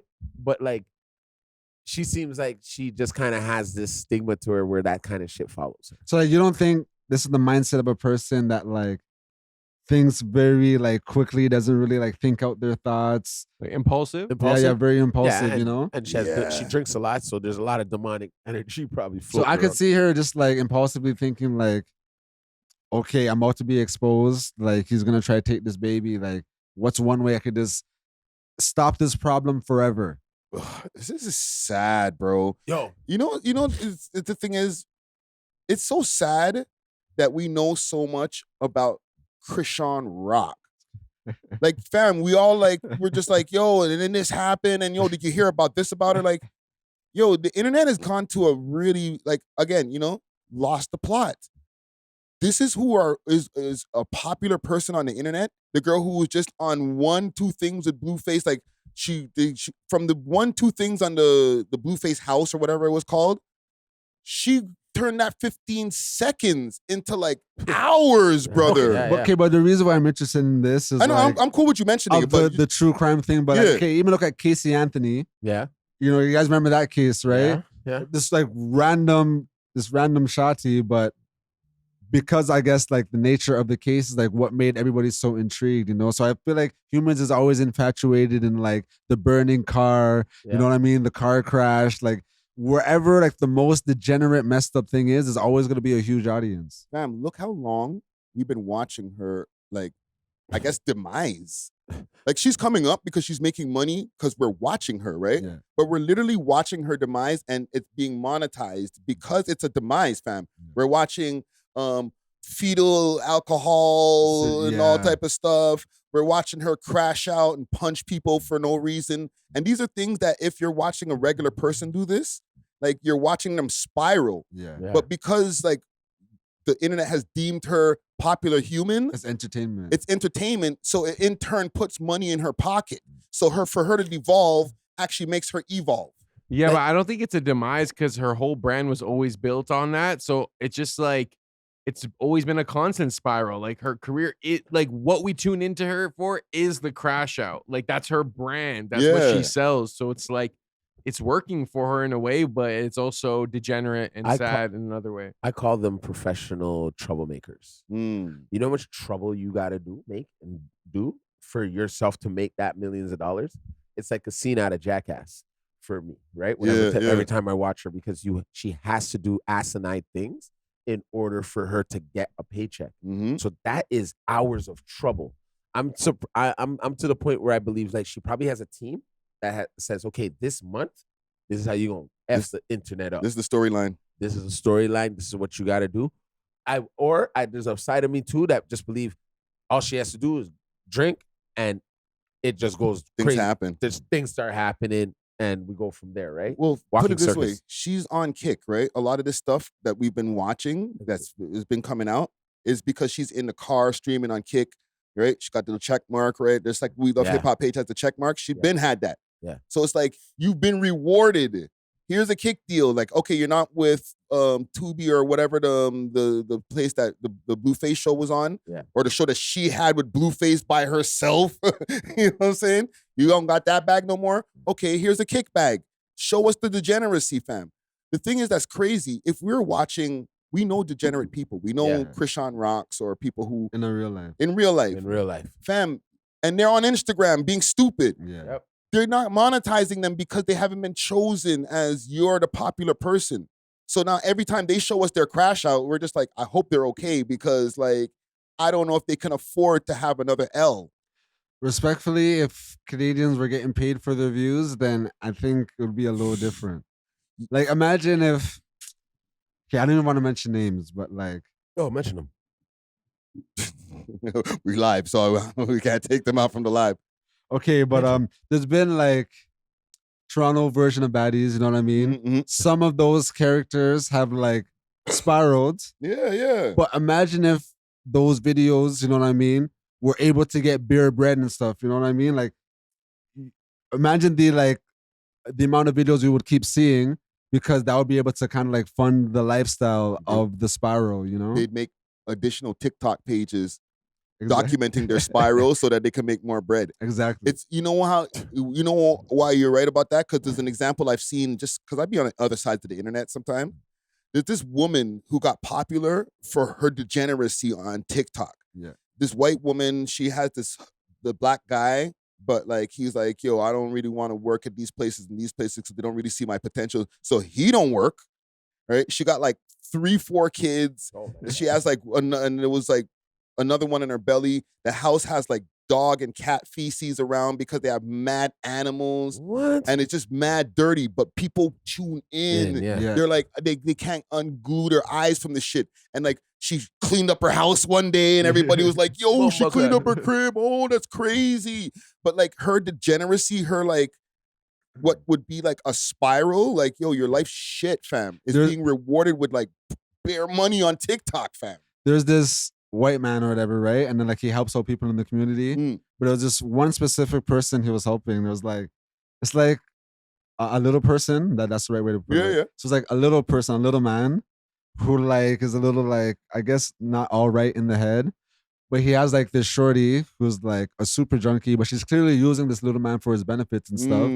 And like the man just documents their everyday daily thing and he gets millions of views and stuff. And he uses the money to like help them with the rent and stuff. And it's like, that's crazy. It's like, yo, literally like back in the day, this wouldn't be a thing. Like they would just be like maybe strung out on the streets. Just fall off. You know? Basically, you're just going to be degenerate and just keep on going down until like you have nothing left, fam. Exactly. You know what I'm saying? On TikTok in America, you go down just far enough and then they're like, oh shit, my check came in. You know what I'm saying? Don't you get paid weekly on TikTok? Yeah. So it's like, yo, I could just be a super degenerate this week and cash out. Not even weekly. You get paid like as soon as you reach a certain threshold of bread, you can cash out anytime. Yo, bro. And so like people could literally like if they're broke in the morning, that's why some people just go on live stream and oh yo, send, please. So by like 3:00 reach, I mean it's like I think it's like $25 to cash out. They could just take that out right there. Right? $25. Right? Just go on eBay for a few hours and I'd rather go get a coffee. But listen, man, that was we're still on social media here because I saw a post courtesy of who was it? Was it Rob Markman? Hold on, let me pull up the post here just to double check here. Yes, it was Rob Markman. Okay. Salute to Rob Markman, okay, rap genius or genius. And he has his own shit going on. He was actually explaining how the media works. And it actually kind of ties into like the smear campaigns on all these different sides and stuff like that. But it expands just to everything in media. And this is encompassing social media, everything under it. You know what I'm saying? So one take, Jake, if you could put up our screens over here. I'm gonna play a video courtesy of Seashells on X. I'll play just like the first minute of it, minute and a half of cases here.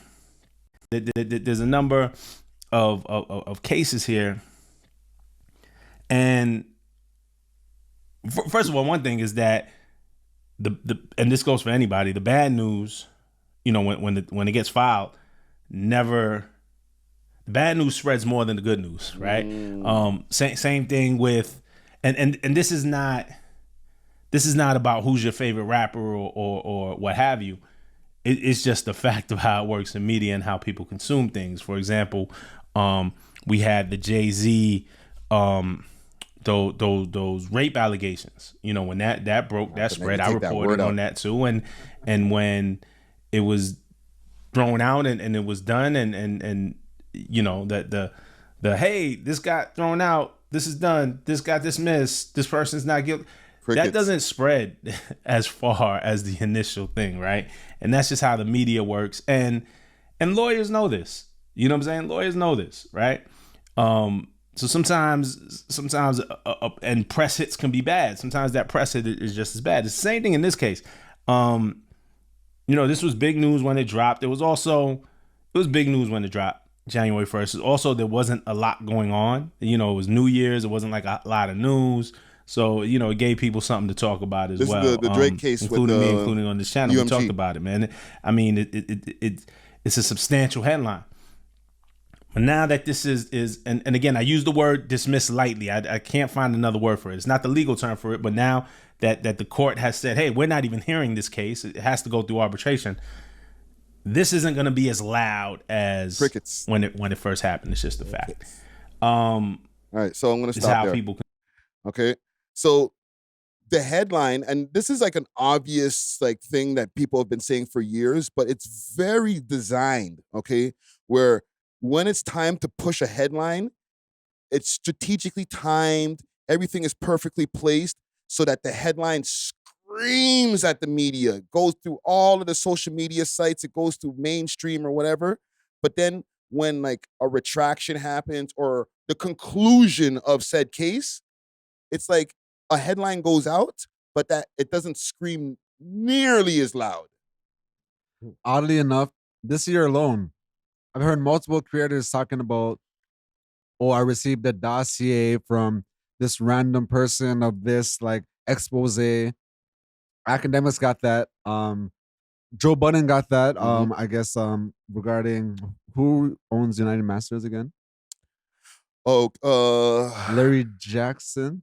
Larry Jackson owns. Oh no, Gamma. Gamma. Yes. So I guess they're trying to Steve Stout owns United Masters. Yeah, they're trying to smear Larry Jackson. So they sent out this dossier on him, but I guess it was too nasty for certain mans to talk about. Mm-hmm. Even with the Patricia J thing. Big headlines. You received, a dossier of this is. Yeah. This is certain things that you could expose, blah blah blah. But you're I don't really want to be the first person to bring this to the light because of the nature of the allegations, So I feel there's always people working in the backgrounds, feeding, I guess, the media what to say and how to say it. Yes, it's about narrative building. Are they called media vampires or something like that? What are they? I don't even know what they call them, bro. It's a tricky game, bro. I read a book once upon a time by an author named Ryan Holiday. Right? I think it's called Trust Me, I'm Lying. The somethings of a media vixen, and it talked about all of these different ways that these guys plant campaigns and the way that they make them grow. They talked about a movie where the writer, or I guess, of the movie or director had some kind of political leaning that people weren't too cool with. So they used that as the way to push the movie, right? They put up the movie, the billboard for the movie and stuff like that. And because of those things, those different things about the writer, people went and quote unquote, and I'm using the quote unquote, protested, right? Put a freaking vandalize the billboard and stuff like that. But that was all strategically from their own team. And you know what's so sick about this? like in like a bad way is that like they will hire people to protest to get real people to protest, and it's like, I don't know. Media programming is all a psyop, and to me, it's almost Psyop like for real. you know what it is, bro. Low key, like I don't want to say divide and conquer, but there's something colonial about it, where it's like they're operating in a way where like they're trying to manipulate people. You know what I'm saying? So like they'll use identity politics, they'll use like triggers or fears, or like create addictions and create like reliance. Yes. And it's like, for what though? Like, what do they want? Like, they want your Money. soul. They want your. Well, they're gonna get your money because like it's a monopoly. But like, what are they trying to distract you from? I think it's control. Energy. At the end of the day, like tapping into your full energy. Because we've seen this through history, like even with the mustache man, like Germany didn't just like wake up one day and said, "Oh, yo, we don't rock with those people." It was like, you know, it was like years of propaganda of them like painting the people a certain way. So eventually, like the German people started to look at them like differently. You know what I mean? Like, painting narratives. Exactly. And it was subtle. Yes, and if that was like in these days on social media, that propaganda would spread through Twitter. Exactly. But it's literally there already. I can already see, like, sometimes I'll see posts and I'm like, okay, this is propaganda. Like, I could tell this is like from it'll be like the anti-Israel, but funded by Israel to make the world anti-Israel type. Yes. You know, like, so it's like almost like there's just two layers where it's like, okay, overtly it'll be like something up front, like anti-Israel, but you're like, okay, who's like paying for this message or whatever? Yeah. Perfect example of the media spins and stuff like that. Odyssey. We talked about it on the last episode, or you mentioned it because you went to see the movie, right? Part of the thing of the promotion for this movie was the rage bait. Yeah. Right? People were mad at the Elliot Page guy because he's a transitioned woman to man, right? Yeah. And they were like, yo, how do they have this guy as a Greek soldier, right? Not seeing the movie. I didn't even see the movie, but I found out that he's not like some brolic Greek soldier. He's supposed to be a mesquite. Yeah, exactly. Right? Exactly. And I'm trying to make sure to use the right pronouns. So, you know, salute to Elliot Page. Really dope part in another like superhero movie. I digress. Or superhero show. I digress. Yeah. Right? And then they had like Mia Luonga as Helen of Troy. Helen of Troy. Yeah. Right?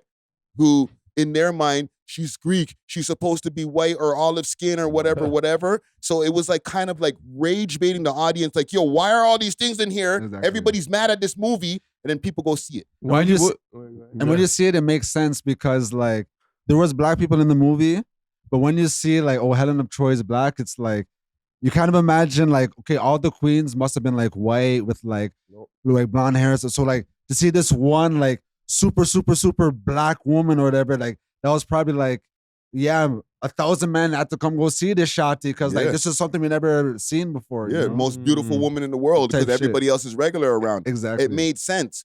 But when they advertised it before anybody seen the movie, what, they have a black woman as Helen of Troy? Yeah, man's a cheese. Right? Yo, that was all I was hearing about it. And then people started going to see it. And then I started hearing people like yourself, podcasting. Yo, that movie's dope, actually. That movie's great. Yo, the choices that they had was great. Odyssey. Right? But the reason I heard about it in the first place is because the rage bait, fam. That was probably engineered by the people who were putting out the movie themselves. I heard the criticisms before I heard the praises because even when they dropped the first trailer, it got like, I think 100,000 dislikes or something, like 1 million dislikes or something like that. Like, yeah, no, they're going crazy. I feel like for them, like, and I don't want to say like, I'm not gonna say it, but I feel like they view us as like dumb cattle, where it's like, okay, like if you throw the black community this, they're gonna go crazy for 2 weeks. Okay, you post this, like all the Arabs, they're gonna get rage baited, this, that, and it's just like we fall for it. Every You know what I'm saying? bro. Like that's what cheeses me about it, is that like they know exactly what, and it's like, bro, are they tapped into some like psychological like programming? I don't know. Yes, brother. Yes. That's what it's called. They're sitting in rooms with like teams trying to figure out how to pick our brain or how to use the algorithm to push the things that we want to get at. You know what I'm saying? Or what we don't like, so that we can freaking tune into the things, fam. One of the most valuable things is our data. That's why these companies, they pay so much to like, get our data. Like even when like you download a random game and you accept the terms and conditions, you don't know that the game is more so like a front just to get permission to your data so they could go sell this for like and make the real bag. Yes, fam. I just think there's like a group of people in the world that like feel that they are responsible for running the world. Like 100%. They feel like it's their moral duty to control everyone in order to like yield whatever results they feel is that like more equality, more equity, more money. I don't know, but like it's crazy that like they could look at another like fellow human and be like, yeah, like you're just so dumb. Like I could just control. But that's you. the thing, like, though. I can manipulate your mind. You're a price tag. I don't feel like they look at it like that, or like, oh, we're all just humans type shit. I feel like it's like, okay, it's the 1% or whatever you want to look at them, and then everybody else. Like I don't think they see us as, they might not even be the same. Like there's like these conspiracy theories about like other beings, like reptilians or whatever, you know, royal family type, like bloodline lizard type. We're digits. We're binary numbers to them, bro. We You know what I'm saying? we just have to keep the energy of the earth going, you know, to like run whatever. Like you know, like Rick and Morty, where that one episode, the man's car battery is a whole universe, and then the people in the universe, they stop, I guess, stepping on the whatever, so he has to go into the battery and like page like the people type shit. That's crazy. That's a crazy episode. No, fam. I just feel like, and it's true. Also, what you're saying too, Zar, like it's like we fall for it every time.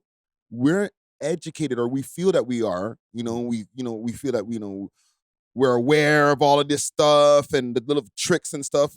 But fam, we can have a certain comment on Instagram and go on a rant on somebody in the comments, and now it's giving the algorithm the information of what you're into, and so who now you are. and who you are. So now your next post is going to reflect off of the types of things that you even say in your comments, fam. They know what like. There's no way even how much I can say, and I understand how it works. But if I have an emotional moment and I say something to somebody in the comments, now whatever, my algorithm might be filled with a word that I said. Yo, our phones know us better than we know ourselves. Like, yes, it's when do we shoot? Okay, Sunday and Wednesday. Only on Sundays and Wednesday, when I open up my Uber app, does this address come up. Any other day, it's like, okay, my home address, whatever, but like it knows my routine so well. You know what I mean? Like it's always the first thing on a Sunday or on a Wednesday. You know who the biggest snitch is around you right now? Your phone in your pocket. 100%. Yes. Always recording, always, even your TV. Oh, bro, imagine you're just there sitting on your couch naked, like man, they're watching you. That's crazy. Well, the thing is, all of these devices that we're using have reverse cameras, right? Yeah. Like we have the camera on the back of the iPhone, but then you have the one that's on the inside of the iPhone, and that's the one that's taking our information. And the phone says, oh, don't worry, we're going to let you know when the camera's on. Don't worry, we're going to let you know when the camera's on. Oh, yeah. What? So where? That means the camera's been on and they just weren't letting us know before. Exactly. But because they got paged, they're like, okay, don't worry, we'll let you know. But you've been recording us for decades. We're not even talking about with new technology. They've been recording us for fucking decades. You know what I'm saying? So yeah, just some food for thought right there. You know what I'm saying? One more thing I have here. Indian spiritual protection scammer. Oh. I know these ones. Yogi? Yogis? If you guys bunch of yogis running around the city? You're not from the city unless you've seen those friggin' colorful posters with the hands where they want to protect you and like like love and everything. Like there's just all these keywords. Yo, and they try to hand you a pamphlet when you're just walking.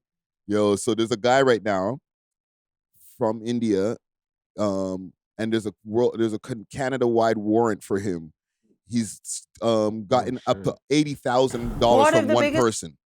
You know what I'm saying? A good job. Yo, he's been going crazy, and like the way that he has their head fucked up, like, yo, if you don't pay me for this protection, like the people are gonna get you, bro. So one take, Jake, if you could pull this up here. How is this a crime though? I don't know, fam. Actually, it's fraud. It's fraud. Method type shit. Right? I had a CP's 24 story, where I saw it on the TV, but they didn't ever clip the YouTube of it. They just have like bare articles on it. But I wanted to show you guys a video, and I found this from, what is this? Times XP. Right? The Indian lady's gonna break it down. Watch her. This scam wasn't stealing your money, but first convincing you that your life was in danger. And what happens when that faith, fear, and fraud collide across the international borders? Tonight, Canadian investigators are searching for an Indian national accused of running an alleged psychic fraud. Hold on. Let me stop the video for a second. Keep it on the screen. Keep it up on the screen, Jake. Fam, I've seen him in the boroughs before, fam. This nigga came up to me at one point in time in the parking lot of like No Frills or something, bro, and asked me if my fortune. I fanned him off right away, like, nah, don't even talk to me. But like him specifically, I feel like I've seen him before. Does he go by Yogi? I don't know. I didn't ask his name.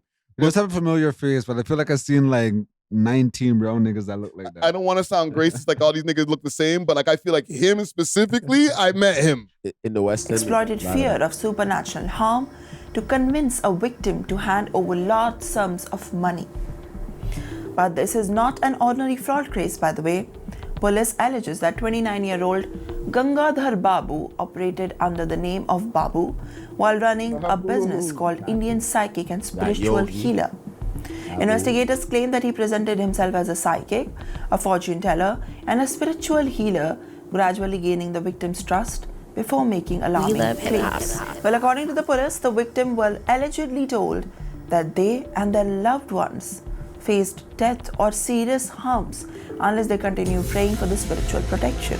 Authorities say elaborate rituals, repeated warnings, and emotional pressure were all allegedly used to keep their payments flowing. And that changes everything, because investigators believe that the case was not built on technology or any hacking. Instead, they said that it relied on psychology, fear, and manipulation. It highlights how the scammers can exploit the deeply personal beliefs to control the victims without using force. Possession of Look at this numbers here. Numbers. In the included fear and fraud over 5,000 Canadian dollars, and a possession of proceeded of crime, laundering of the proceeded of crime, and authorities have also released a description that they're asking anyone with the information to come forward. Investigators believe that there may be some victims who have not yet contacted the police yet. The possibility now suggests the police that they may have been an isolated incident, but a part. Okay, so yeah, basically, and I read some of the news reports. This motherfucker was getting like tens and tens of thousands out of people, bro, for the last few years. He's only 29. Babu's going crazy. Babu's lit. Yeah. So have you guys ever dealt with the Indian scammer, man? Yeah. Like the spiritual healer guys specifically? Yeah. Like have you ever entertained them? Yes, I have. And what did they tell you? Okay, this is how it starts. This is how he got her, okay? He came up to her, right? And he's good. He's actually a psychic because he has to at least prove something to you, right? That's how they get you. So he'll say, write down what you're thinking right now. He'll tell you what you're thinking. No. Think what you're thinking, and he'll write it down, and he gives it to you. And I'll be real, when I did it, he was right. It's a mentalist shit. He was right. Yeah, it's Kevin Hamden shit. Then I was going through some shit. Motherfucker was like, yo, this person hates you. Right. Who are you thinking? When I say who hates you, what's the first thing that comes to your mind? The person who hates you, who you know who hates you. Bro, he wrote it down for me. And it was, I'm going to be real, it was one of my baby mothers. And I was, he was right. He was right. Like, He wrote the name down? He wrote the name down on my baby mother, nigga. And I was like, yeah, right. It was right. But then how he tried to wheel me in, though, he's like, now, I'm hungry, sir. Can you give me something to, like, can you donate for me for giving you this information? I go, bro, I don't need you to give me that damn information. I got God, nigga. God already told me that this person hates me. You know what I'm trying to say? Yeah. But it was interesting to see that you knew that somebody that I know hates me, and he wrote it down on a piece of effing paper. I don't think that one was a scam. I think that one was actually like that was the realest shit I've ever seen. But it's a scam because of how he approaches. That's some honesty shit. Yeah, I know. It was some honesty, bro. Some garden, like some bum clothing it type was shit. Scary. Sorry, it was scary, but not because I knew, but just the clarification, right? Yeah. So then it's like, how did you find me? Like, me out of all these people in this effing parking lot, you picked me, Dusty. Where there was a person, when it happened to me, a man that watches the show was right beside me. Like, see, he's in his car and he's seen it going down. Yeah, I'm on Keel and Lawrence. I'll say the exact location. I'm on Keel and Lawrence by the Walmart. Yeah. And there's like a Popeyes and stuff around there. Yeah. Bro, the man showed me everything. And then he even told me I was sick at one point a year or two. Hold on. And I think I'm gonna make this the title. We're losing the plot. How the fuck did he get to the scam? Because he asked me for money after. Okay. That's the scam. This is a couple bucks. He gave you information that Yeah, it but was I didn't like correct. ask you. That was I didn't ask you. Nah, that was worth it. You could have given him $1, fam. If you got coulda no given him shit, $1. I did give him money for some food. Okay. I will, but you didn't have to do that to me. Yeah. You didn't have to come up to me, scare me, let me see my damn life in front. Because this is where the plot comes, because he was right about things. So if I was a loser and took him in and now started calling him and he's like, he could have been like, you have bad spiritual people coming to get you, and you need to give me this amount of money so that it can protect you. I gotta do this, and then he'll run down the list of things he needs for the protection for you. So you're like, what the? Now you gotta be a loser or not have faith in God to really believe this person. You know what I'm trying to say? I need 10,000 bay leaves from the coast of Mexico. All right. So, because he has to do whatever. He has to do concoctions and all that shit. Maybe go get a couple of Google Play cards, maybe some Master card. What do you call that? The Master gift cards. $50 each, please. Give me about 10 of those. One time, so close to my crib, like there's like this like Bengali like indoor bazaar, and like one time I had to get like batteries replaced or something for my laptop, and then I went there, and this lady was like there like waiting for the spiritual guy, the psychic. And they're like, oh, like he went back to India. She's like, oh, like I give him like 25,000. Like he said he was gonna like help me this, that. And like what they do is like they'll do something to identify like what your problem is, and then they present a solution, and then they cut back to India. That's like a play, like, you know what I'm saying? Yo, so this guy, I don't remember his name, right? He might not even be here, fam. He's safe. He's yeah, no, he's definitely not here. Good luck finding him amongst 2 billion people in India. Yeah. And the thing is that's crazy, and this is, I guess, more conspiracy. I feel like he'll be back. Yeah. Under a different name. Under a different name, go run it up again, and then do it again. He's Jag Meat this time. This might not even be his first time here running it up. They just might have got caught up to him now as far as the media, but he might be on his like 10th time here running it up. But what is it about what he did that is illegal? Like, just because what if he's like really in touch with the spiritual guides and they really wanted 20 bands? Because even if he is, they do. You have to feed like the you can't prove that in a court of law. Like, nah, bro. Like, I was actually talking to her ancestors, and they wanted her to give me 80 bands. I think it depends on how they go about it. You know what it would be. Now there's a thing with different cultures also. Because now, if you were to put him in front of like some African culture or some Caribbean culture, and he starts saying there was Jambi and all these things around her, and we might, you know what I'm saying? White people see that shit as hocus pocus. So they're not gonna. You see how you kind of don't believe it, right? Like you see how you kind of don't believe it. Do you believe it? Nah, there's some white people that are into the spirituality, especially the Indian spirituality. Yeah, like the yoga, the yogi. That's what I'm saying. Yeah. But you have to have been proven something for you to get into it. Like or you just have to be lost and just like looking for answers to it. Yeah. Yes, and they show the old lady in the freaking graphic. You know, they get bare old people calling them or catching them on the way to the grocery store, because you know in the daytime it's bare old people at the grocery store. I don't know. I be in there in the daytime, so I see them, right? Yeah. Bro, that's the easiest lick, walking out there with your bag or your cart. Let me go see if I could talk to this nice lady. And it's called the guzzle. It's called the guzzle. So it's like they get the picture of you now.